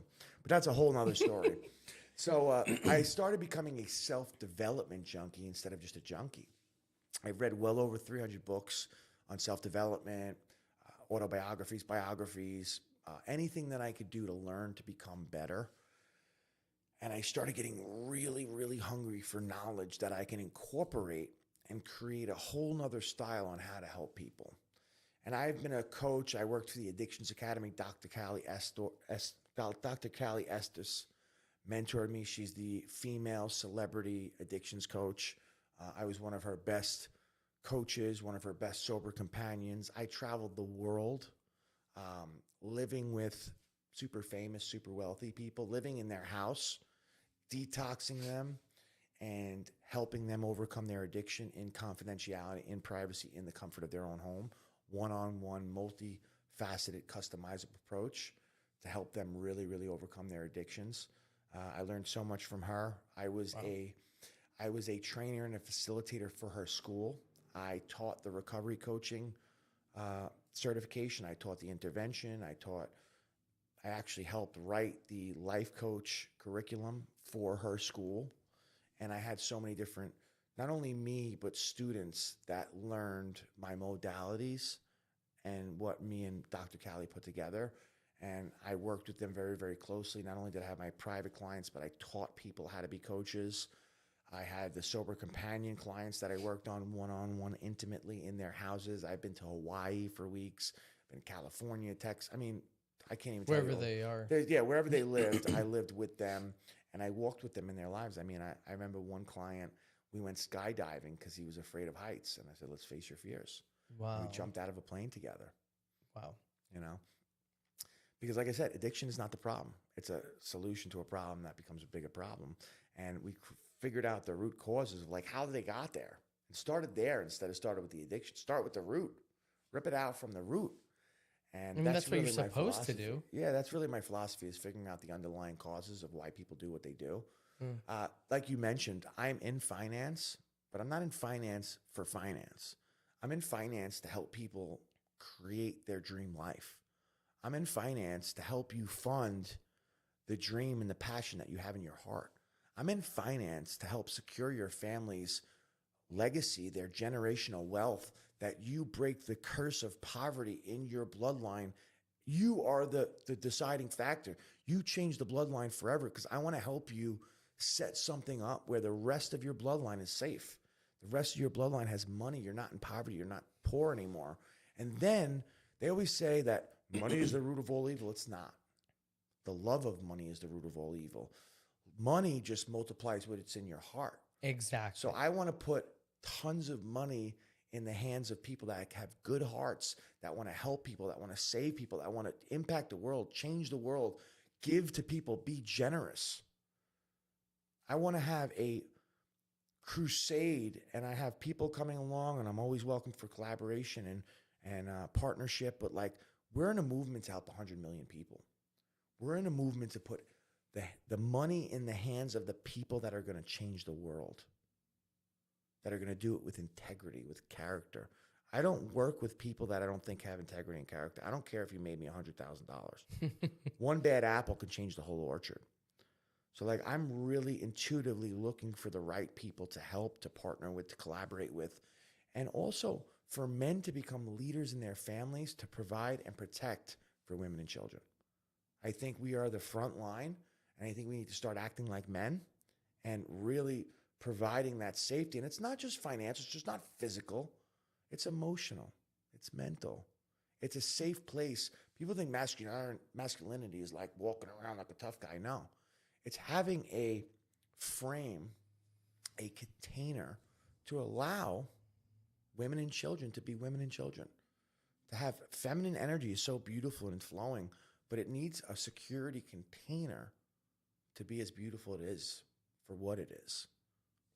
You're really good at this. Like, I can see that you've, excuse me, I can see that you've thought very deeply about this. God, where I want you to talk to the world. Like, I want this. Like, where do you see yourself right now in like, do you want to, excuse me, do you want to be on stage? Do you do you want to focus on one thing right now, or do you want to try and do a couple different things, diversify, like be on stage, like talk about your book, like where are you? It's a great question.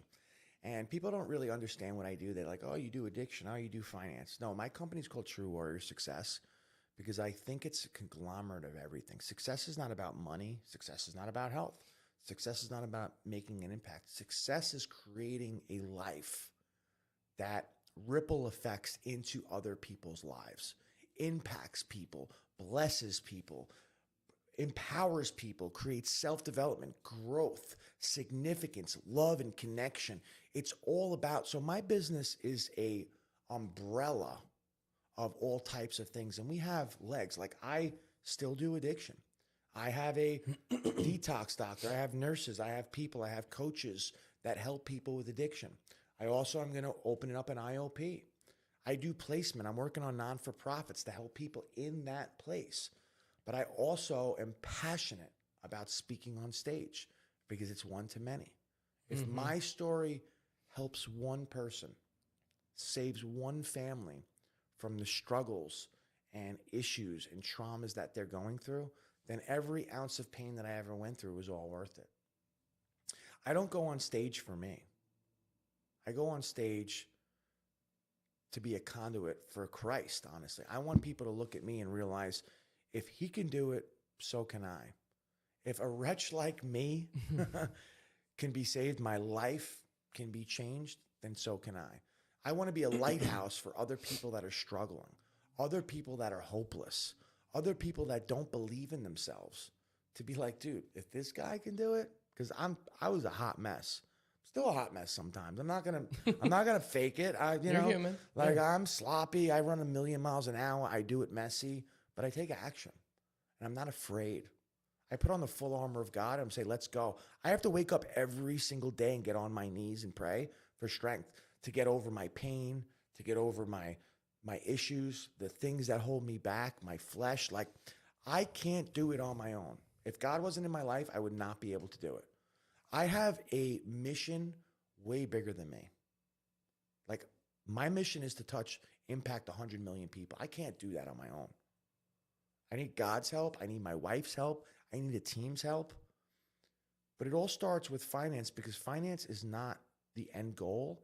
It's the tool and the resource to fund, to support all the dream and all the impact that I want to do.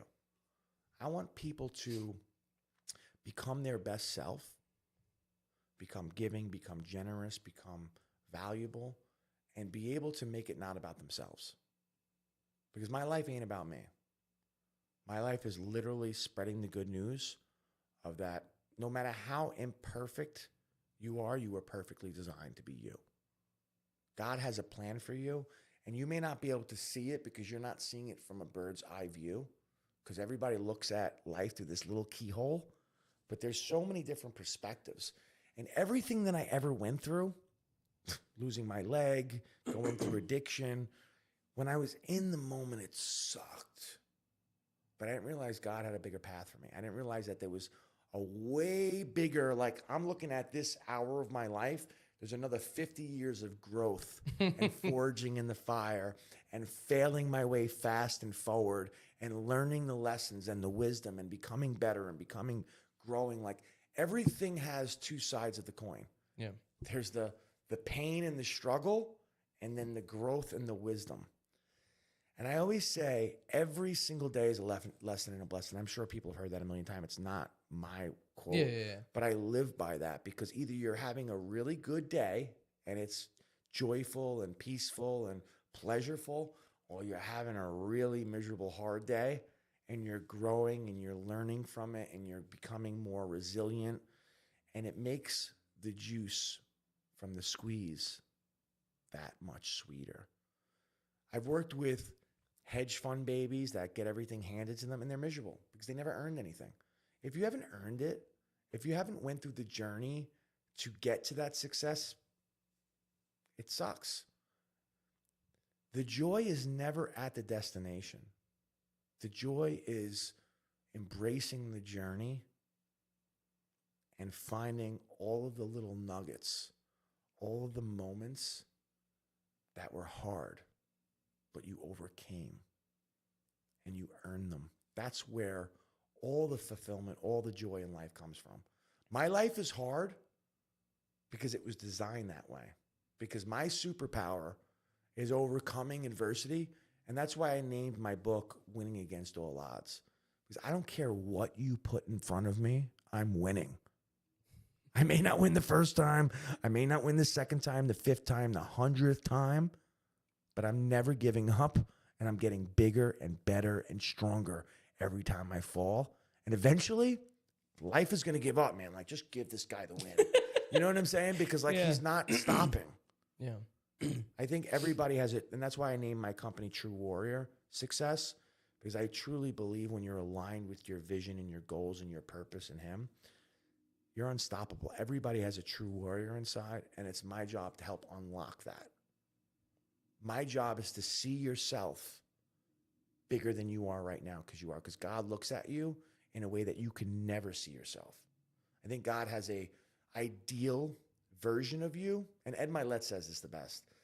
He says, I think heaven is when you meet your ideal, perfect future self, and when you walk up to them, your job is to become as close as possible to the best version of you. And like God's like, this is what I intended you to be, but I gave you free will. And you get to meet that person and see if you match up. Damn. So I'm trying to become the best person I can be, make the biggest impact I can, make my father proud, and make my wife proud, and make my family proud, and really be a figure of hope, a lighthouse for other people. So when they feel like their life is struggling and they want to give up, to let them know to keep on going and keep on moving. Because I believe everybody has an unlimited amount of potential and power, but you have to tap into it. I just want to tell you, it's very hard to get me as silent as I've just been this entire time. I was mesmerized. Clearly, you are a great speaker, and you believe in what you're doing, and you've practiced, and you've been like you're. I don't know the right words to say.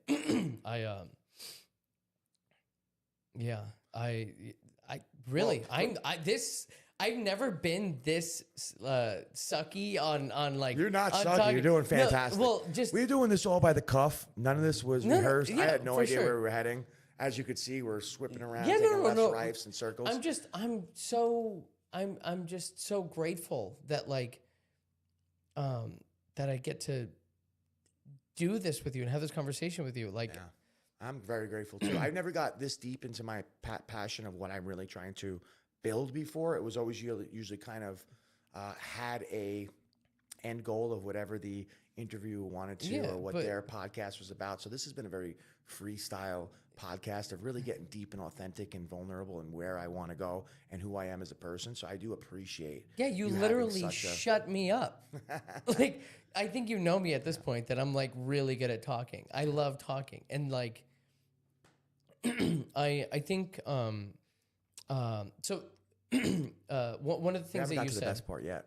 What's the fucking best part? Oh, how I met my wife and what we're building together. Oh, And my love story. fine. Do that. Okay, Do that right well- now because we love Ashley. Yeah, Go. yeah, Do yeah. it. Do So- it. Talk to me. So when I was in New York and I was working and I was a transformational coach, recovery coach, interventionist, public speaker, I wrote my best-selling book. I got invited to a really upscale, invitation-only networking event called Secret Knock. And the reason why I got invited is because my mentor got invited, and she was trying to get to this event for 20 years. Now, the way that I got into it was kind of a scam. This guy scammed me. He got me into a $20,000 package because he was going to help me get my book into a movie. He was going to introduce me to all these Hollywood people. He Oh, was going to be shit. coaching and a mastermind. None of that really existed. He gave me a $20,000 watch. That was like the cheapest watch I ever put on. It broke in like 3 months. But the one thing that came from it is part of this package was a ticket to Secret Knock. And the only reason my mentor said she wanted to go is because there was a ticket to Secret Knock. Got it. He had a relationship with Greg Reed, who is phenomenal and runs this, wrote over 50 best-selling books. Super, super powerful guy, knows a ton of people. So I went to the Secret Knock event. I was the smallest fish in the pond. I'm talking about millionaires and billionaires and people that invented Uggs and Priceline.com and smartest man in the world and celebrities. Busta Rhymes was there. Jeez. All kinds of really cool people. It was just, whoa. I walked in and I was like, I'm way out of my league. So I went there, and the second that I walked in, I seen this glowing, magnetic, vibrant woman about 70, 80 feet away across the room. And I lock eyes with her, and she's smiling, she's glowing. I didn't know what it was. It wasn't the beauty, it wasn't the looks, although she's very beautiful. It wasn't any of that. I see her across the room, and she's just glowing and magnetic, and it was never something that I ever felt magnetic to anyone before. And I seen her, and she's looking at me, and I'm looking at her. She's looking at me, and I'm looking at her. And she never walks away. She never looks away. So I'm like, I'm not going to let her stare me down. Like, who does she think she is? I'm looking at her. And now we're looking at each other for like a logistic minute of staring at each other like this. Yeah. She's not looking away. I'm like, shit. Now I got to go Talk walk to up to her. this girl and talk to her.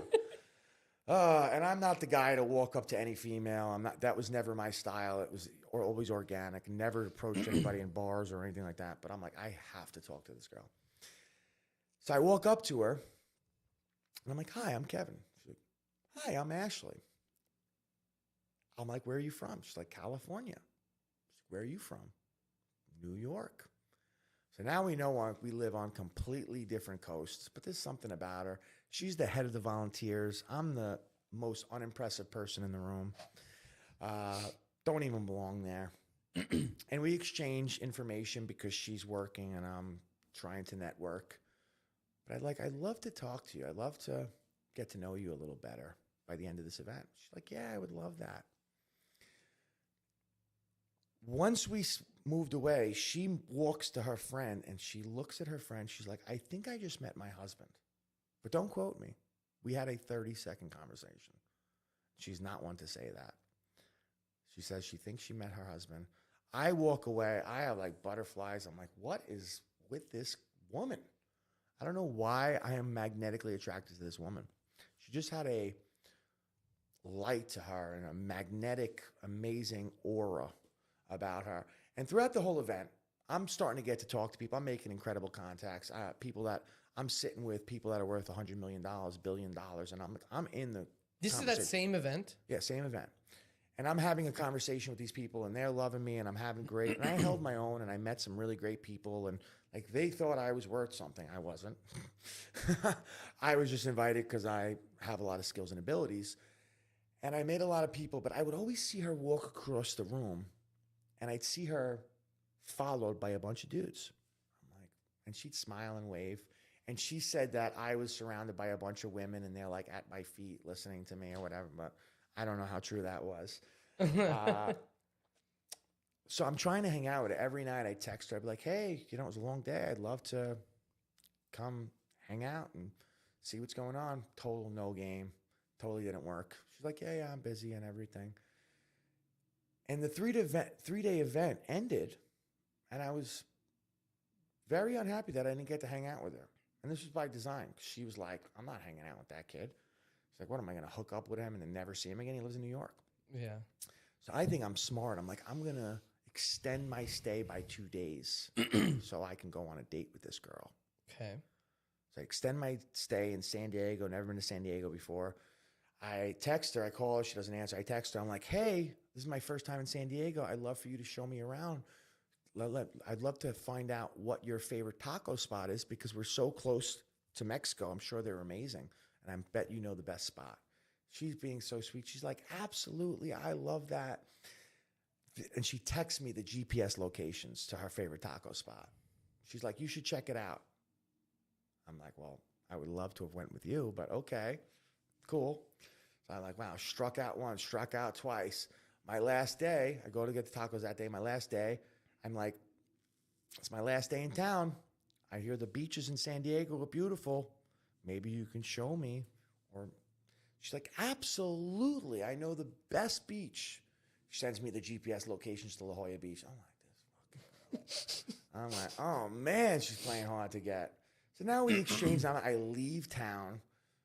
I invite her on my podcast, and she's never been on a podcast before.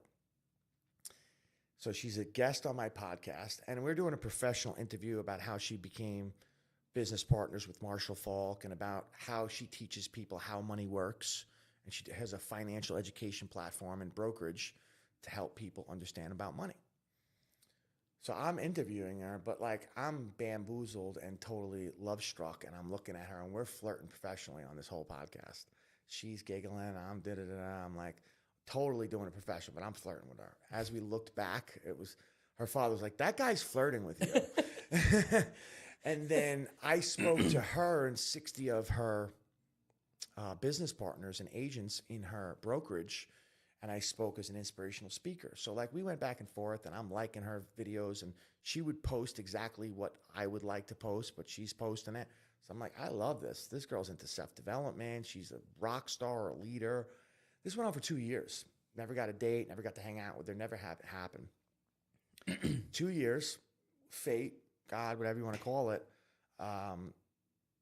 Two of my best friends and I decide to open up a detox center in California. And the first thing that I do is like, I just want to let you know, I'm helping running a detox in California. I'm coming to get you. Is that what you said? Yeah. Okay, and? I said, I'm coming to get you. Da-da-da-da. Just joking. And she's like, well, California's a big place. We're in California. She's still being catty. She's still playing hard to get. Dude, I'm like, Orange County, Laguna Hills. She's like, oh, that's about an hour from my house. I said, exactly. I'm coming to get you. I'm going to take you out on a date. She's like, we'll see. Ha, ha, ha, ha. And the whole time, she's like, wow, I like this guy really a lot. But she's like, she's a woman of faith. She's a Christian girl. She's like, and at the time, she hasn't slept with anybody, nothing. She hasn't been on dates, 2 years. She's praying to God, and she's like, where's my husband? So I drive across the country to California. First day I get there, I promise my partners or my boss or whatever you want to call them that I will not date for 6 months to get this place up and running. The first day I get there, we jump on a Zoom and we're talking to each other face to face. And I'm like, she's like, I'm a whole wife. And I looked at her, I think you're my wife. She's like, maybe. I was like, what? Listen, I don't know why I just said that. I was like, but I have to meet you because that was weird. I never even thought about that about anybody. Yeah. I was like, we need to meet. She's like, well, I was like, let's go on a date tonight. I'd love to meet you. She's like, well, tonight I got to give my friend their sweatshirt back. I'm like, that sounds weird. Send me your address. I'll pick you up in an hour. It's a She's weird. like, ooh. She's like, wow, he takes charge. That's pretty hot. Yeah, that's nice. Yeah. Yeah. So I showed up to her house at nighttime. My car was immaculate. It's never immaculate. I went to the car wash to do it. That's the first thing she recognized. I picked her up. I said, I don't know where I am, but normally I take full charge of the date. I handle all the date. I was like, but I don't want it to be crappy. Do me a favor. Just pick the spot. I'll take care of the rest. Yeah. So she picks a really cute spot near the water. It's nighttime. I have no idea where I am. I'm just like hypnotized by her eyes and like beautiful, beautiful green eyes. I'm like, I don't know what it is about this woman. And we sit by the water and we talk for 8 hours, like sitting by the water, talking, having the deepest conversations you can have about kids, about beliefs, about where I want to go in this world, what I want to do, how I want to do it. I mean, we just knocked out the small talk and we got into the nitty gritty.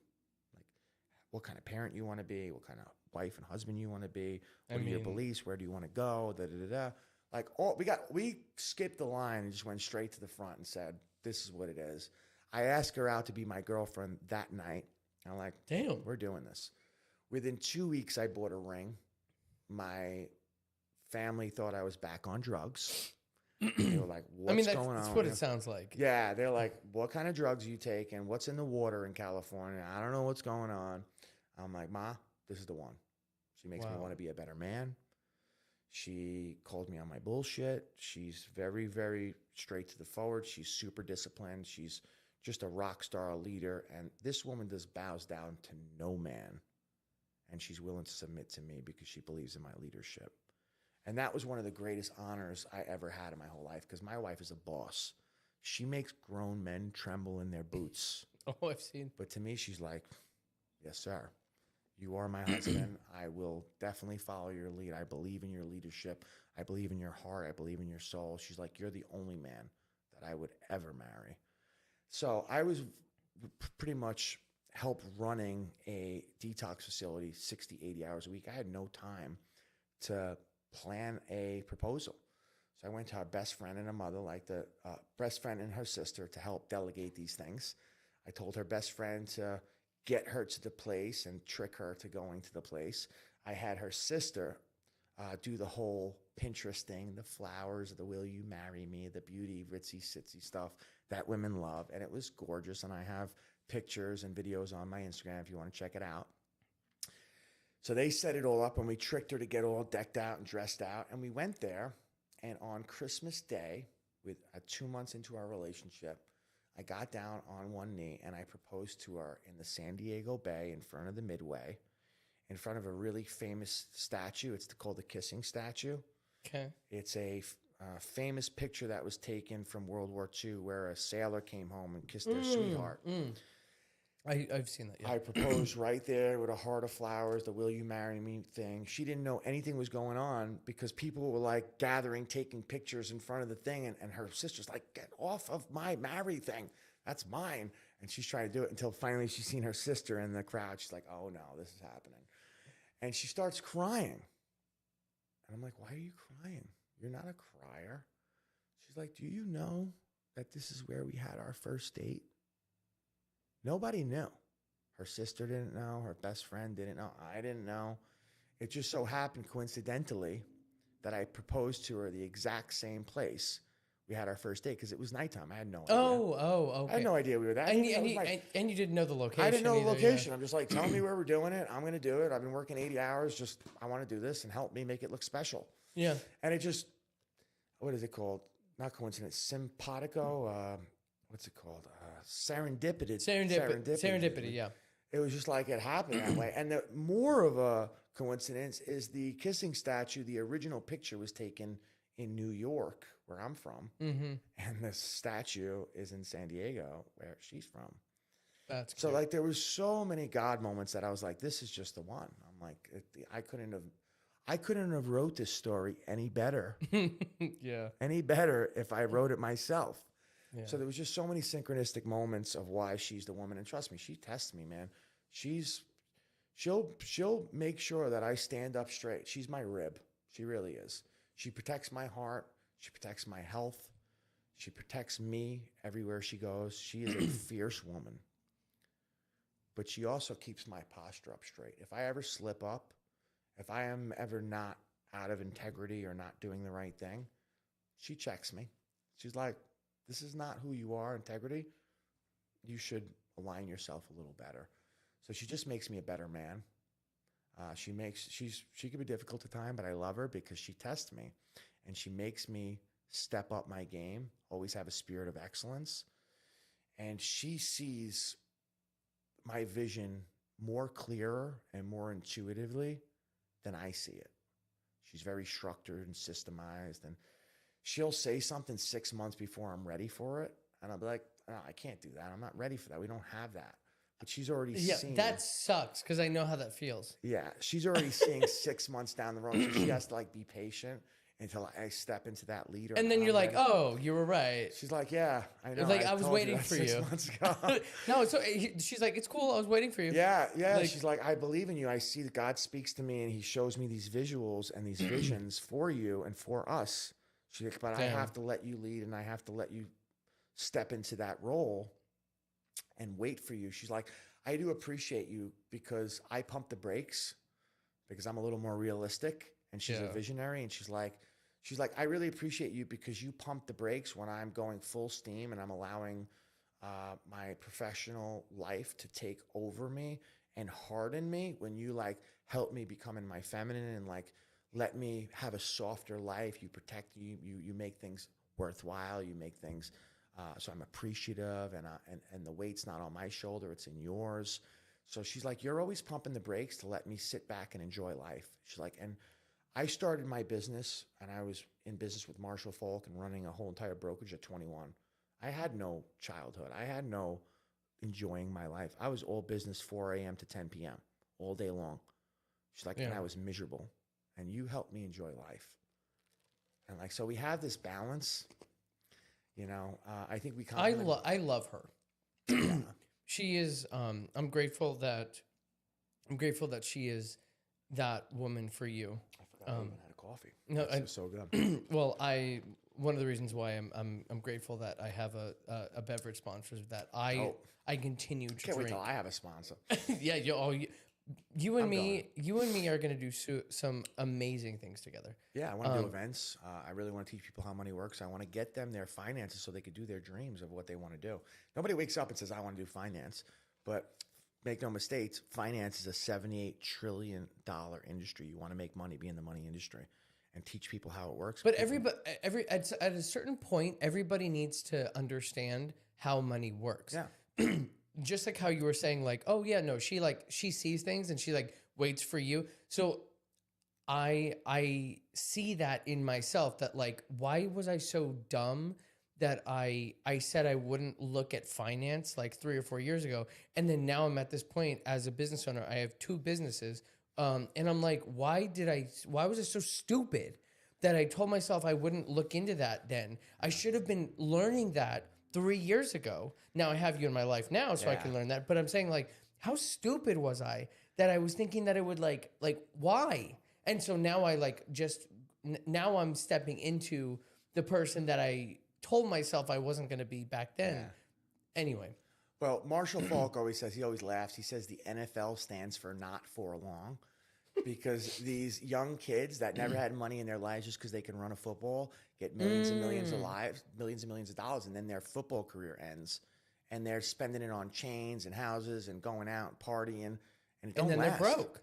There's also people that are in sales that make $1 million a year, but they don't put any of it away, and they live this lavish life, and then when they stop, they have no money. Yeah. We help people create passive income. We help people create generational wealth, money that's, when you learn how money works, you stop working for money and your money starts working for you. Yeah. And I thought I was a hotshot. I was making a ton of money as a speaker, as a coach in New York, making, money coaching, because you make good money in coaching. So I had about $100,000 in the stock market. And I'm like, my finance friend, I had 2 finance friends, like Rich Dad, Poor Dad. One told me, One told me just invest conservatively, compound interest, Rule 72. You're going to make money if you just consistently put money in there and do it conservatively. I had another financial broker friend who did wealth management, but he liked to day trade and he liked to swing trade and he liked to work with options. And these things are very risky. And I like the excitement because I'm an adrenaline junkie and I went that way. And I really didn't know anything about money, but I'm smart and I kind of figured it out. And I kept winning, but the only reason I was winning because the market was going up. And then somebody introduced me to options where you can lose every single dollar like that. Oh, shit. And I was making $1,000 in 5 minutes in the morning by just guessing right and doing it right. So I got really, really ballsy and think I knew more than I knew, and I got really humbled. Did you lose a lot of money? I lost $90,000 in 3 days. Gone. The Ides of March, I'll never forget. Man, I was need humbled. to close my mouth. But I worked all year that crazy. year for free because... Oh, you didn't tell me how much money, but you told me that you did, like... You had to work a whole 90 whole ass grand year. I had to That's work all year. Oh, that hurts because, me. I was prideful. I was Gutsy in the wrong way, I guess. was an idiot. Yeah, I was just ballsy. I wasn't Ballsy. I thought that I knew more than I did because I'm good at everything when I start because I can almost get through anything 80%. I don't have to prepare for things. I didn't prepare for this. I didn't walk up. I didn't do ow now brown cow. Ow now brown cow. Like I didn't get. I don't know what the fuck that that's was. speaking. Oh, that's old. That's Anchorman. From, okay, Will Ferrell. Okay. Doing his voice To practice going on Anchor. Unique New York unique. Like when they do. Oh, there's voice. like 30 of them. Yeah, there's and 30 of them. Man. Yeah, I was just making a funny. That was fucking I love crazy. Anchorman. I love old Will Ferrell. Okay, well, sorry. Now that I know it's Anchorman, now I look stupid. Yeah. So anyway, But yeah, so it's crazy how like I said, that's what I was talking about. When God sees everything from a bird's eye view, and you don't see the perspective. I lost $90,000 because it had to humble me, and I said and I vowed I would learn everything about money and how money works. Yeah. There's what is it called? There's a foreshadowing here. Yeah. And then I met my wife, and she teaches people how money works. Duh. Yeah.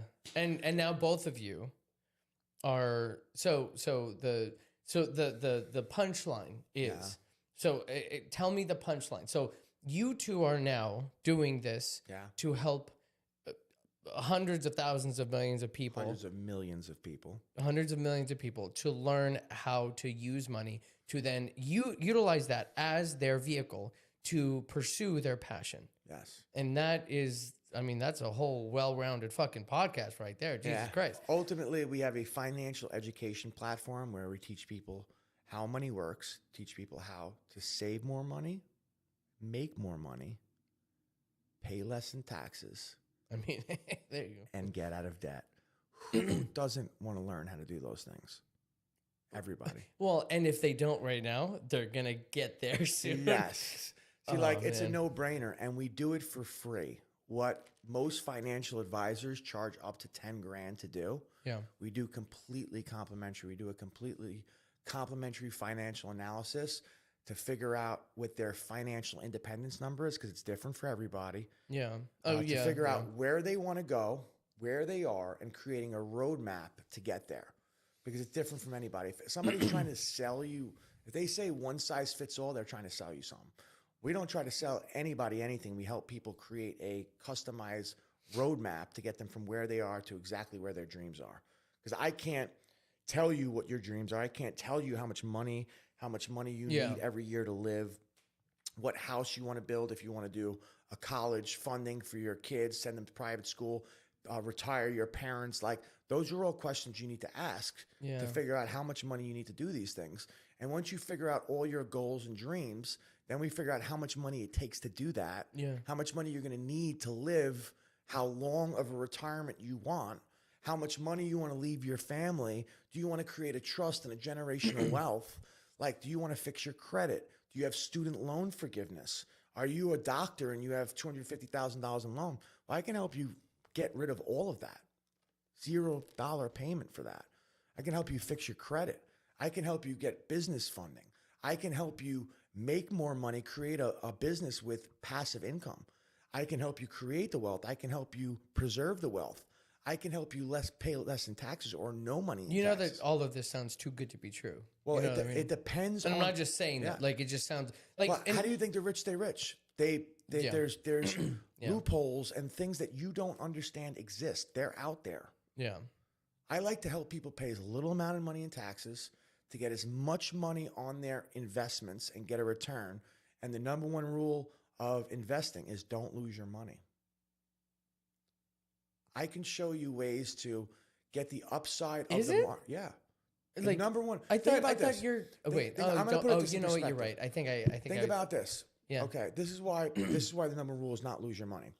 So if you have, I'm going to use very easy numbers, $1 million, and you had to get to $2 million.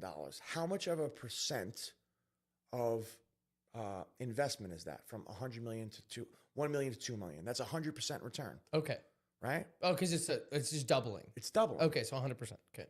But then if you were to go from 2 million, Because I'm not the math person. listen, that's so- 100% return from 1 million to 2 million. Okay. But what if you lost 2 million and you're now at 1 million? That's only a 50% loss because you lost half. The fuck are you talking about? If you go from 1 to 2, Okay. it's 100% Yeah, because it takes 2 ones to get to 2. but you were at 1. But if you're at 2, If you're at 2 and then you if went you're to at 2 and you go to 1, you only lost half. That's 50% loss.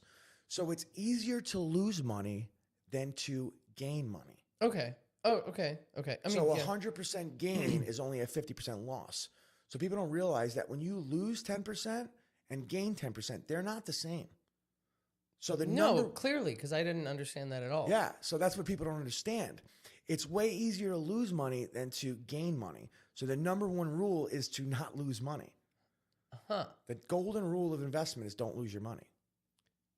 So, okay, because I don't want to Yeah, we're not go gonna get into too, that. Yeah, well, yeah. no, well, I just want to ask a question though. Is like, so if you, let's say you invest $1,000 or something like that, Yeah.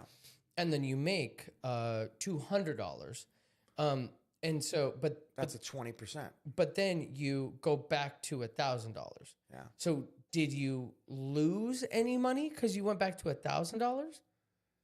No, you didn't lose any money, but when you look at the gains of your investment, Yeah. so $1,000 to a $200 gain is 20%. Uh-huh. But then if you lost that $200 is not a 20% loss.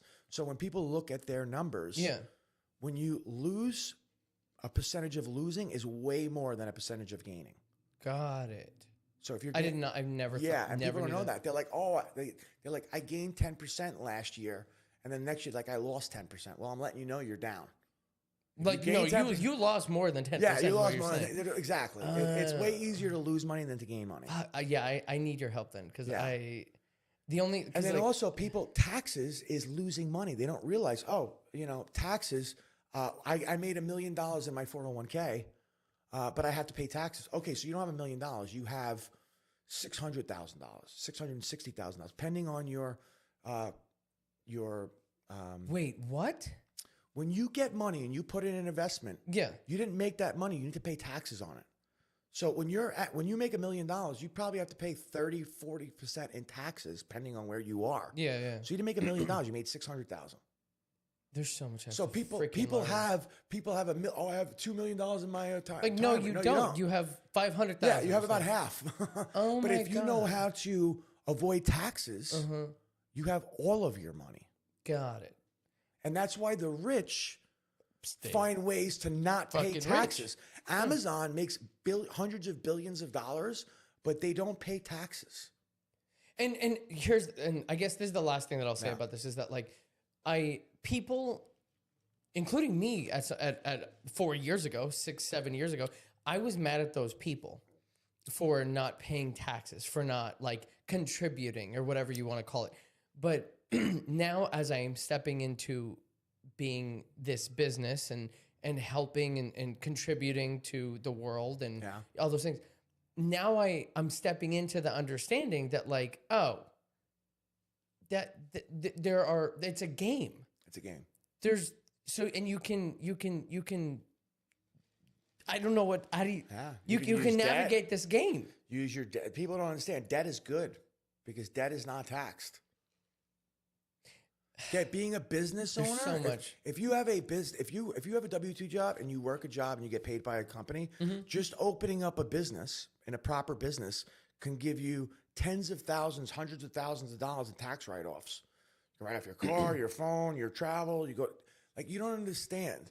The business is a game. Most people suck at it. Yeah, But which is so funny because like I actually commend people who have a job.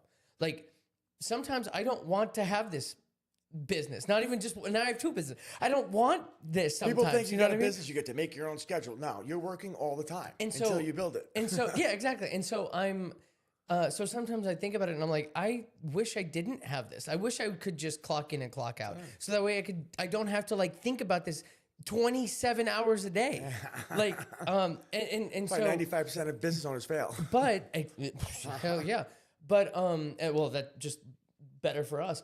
But then at the same time, like if you do decide to just do a job, God, my throat just cracked right there. If you decide to just have a job, which is totally fine, then you can still open a business like what you're saying, and then you can still have these tax write-offs and other things like. And nobody ever taught me that. Yeah.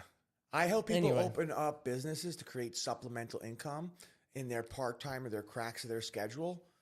If they don't make a single dollar, they still get the tax write-offs. But I help people build businesses in an hour or 2 hours a day or in the cracks of their schedule or when they can, because you have the flexibility to keep your job. But I implore everyone, open up a business. Have it. Just for the tax write-offs. And then also find a business that can give you some kind of passive income or income that you don't have to work so hard for. Because my biggest takeaway in life is I think the biggest ripoff is trading your time for money. Because you only get a certain amount of time and you can make an unlimited amount of money. So I hate the idea of somebody telling me what an hour of my life is worth. Yes. Now, remember what I just said though? Yeah. That's you. Yeah. So I always want to put context to that. Yes. Because you're way fucking different than somebody who is is not an A, but could be is a B or a C. And and here, this is the example that I have is that like my girlfriend, we have had this conversation before. She is so fucking smart. Optometry clinic, do like eye shit, just all stuff that doesn't make any fucking sense. Can't even explain it. Eye doctor, basically, right? Yeah. So just like very fucking smart. Like you have to know all of this shit to like deal with all of anyway. I could not. Yeah. But we've had this conversation about business where I'm like, dude, if you can do that in less than like 2 years, 3 years, whatever, and like most people take like, and they suck at those doctors suck at that, and she's good, way better than all of them, and being asked to like go talk and do, all these, whatever. You should be co-owning my business with me. Like we should do this together. And what she told me, she's like, no, I am not, I've learned through the years that I am not this person. I cannot take the risk the way that you can take the risk. Yeah. And that part right there, it helped me to understand that like some people are okay with being B or C. Yeah. And that's why I know where I am. And that's why I know where you are, where you're okay.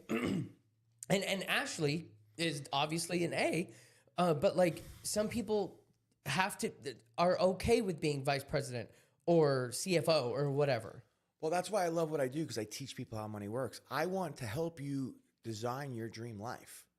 If you want to go work your job, okay, awesome. Let me help you put money away so your money works. You don't even have to open up a business. Yeah. Your money will be your business for you. Yeah, and that's what I want everybody to get away from. And then you can create a life of your dreams, but you have to sit down with somebody that can help you strategize and look at and put out the exact pathway and the roadmap on getting you from where you are to where you want to go. I love that I've been a transformational coach and recovery coach for over 11 years because I get to implement that in people's finances and help create a vision of their life and help them see 10, 20, 30 years into the future of what they want to build. That's such a different perspective than most people in the financial landscape.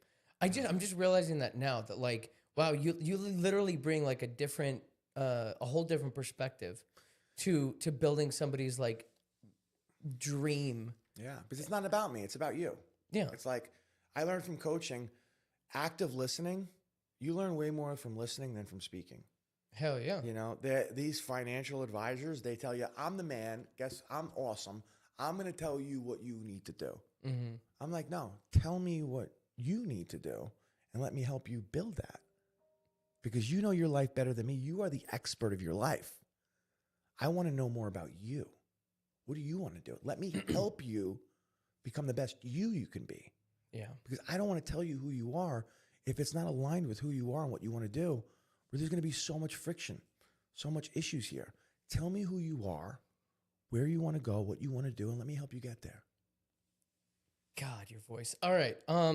Let's end it here because I just heard the text, but That's my life. yeah, and that's why I'm like, thank you, literally so fucking much. This was amazing, and I honestly I can't wait to do it again.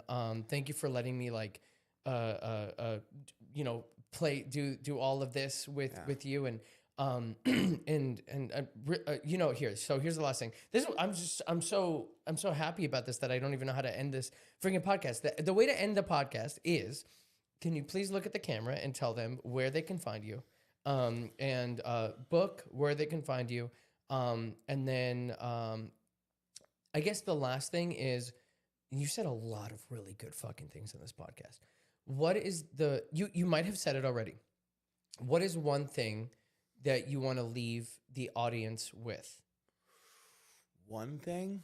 Yeah, like imagine, and I heard this too, but imagine you're walking into the Coliseum right before, call it gladiator times, whatever you're walking into the Coliseum, and you have one thing to say to everybody in the Coliseum. Well, this is controversial.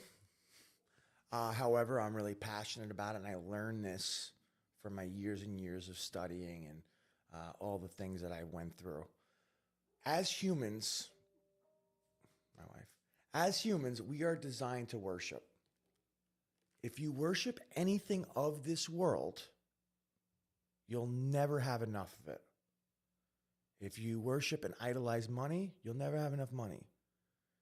If you worship and idolize being good looking or popular or awesome, you'll never feel good enough. Everything of this world is finite. And as humans, as designed, we are designed to worship. So if you worship anything of this world, you'll never, ever feel like you have enough. And that's why having a relationship with God, with your higher power, having that spiritual walk and having the access to the infinite is the most fulfilling joy that you'll ever have. I was an addict. I had a hole this big, and I was stuffing it with pleasures of this world. Once I found the joy and the peace of connecting with my higher self, with my purpose, with God, with all these things, being a conduit for that was the greatest thing that ever happened to me. I have a joy and a peace that nobody can take away. And once you find your purpose, you're unstoppable. You'll be able to do anything. I love to connect with people. I always want to find a way to add value to every person I meet. I think even the worst person has something awesome about themselves. And I like to lean in to what's awesome about people because people are great. You can find me on Instagram at the Kevin J. Parker. Yeah. You can also email me at truewarriorsuccess@gmail.com. And TikTok. Tell them TikTok. I don't remember my TikTok. It's true. I'm pretty Is it sure True Warrior it's Success? It's either True Warrior Success or the Kevin J. Parker. It's either at True Warrior Success or the Kevin J. Parker. It's because I yelled at him to change his name on them, was so that him. way people can find him. Yes. And there's nothing wrong with putting your business, but put that in the bio, and then and have people find you in the username. Anyway, I mean that's pretty much it. So Yeah. Kevin J. Parker. At the Kevin J. Parker for Instagram and I think TikTok. You can also find me on Facebook at Kevin J. Parker. And you can find my book on Amazon. It's called Winning Against All Odds. That's the title. Subtitle, Discovering the True Warrior Within by Kevin Parker. It's on Amazon on paperback, Kindle, and Audible for those who don't like to read or are on the go. I'm looking to eventually doing a documentary for people that don't like to read or listen to books. But I'm really here just to connect with people. I'm so grateful that I got this opportunity to be on your podcast. It's an honor. It's a privilege. I'm really grateful anytime I get to spend any time with you. I think you're awesome. I think your heart's in the right place, and I'm really just grateful anytime I can collaborate with you. Dude, again, this was great, and I've never been shut up this much ever in my life. So again, thank you. And my laptop shut off, so I'm gonna have to go over there and shut off everything. But we're good. This was amazing. Thank you. Awesome. Thanks, brother. Appreciate it. Of course. Yeah. Wow. I mean, it's still gonna keep going, but Yeah. wow.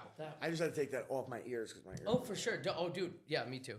It's those are the new headphones. Yeah. You could tell they're new because I haven't. Yeah, you gotta break them in. You gotta. Yeah. All right. So let's see. How do I turn all this on? Ladies and gentlemen, thank you and good night. Okay. Now I gotta plug this back in because it's still live. Oh man, that was sick. Here, come over here. I save money on pedicures, half price pedicures. I save money on socks. And I have awesome parking everywhere I go. I would have chopped my leg off years ago if I knew about all the fringe benefits. Thank you and good night.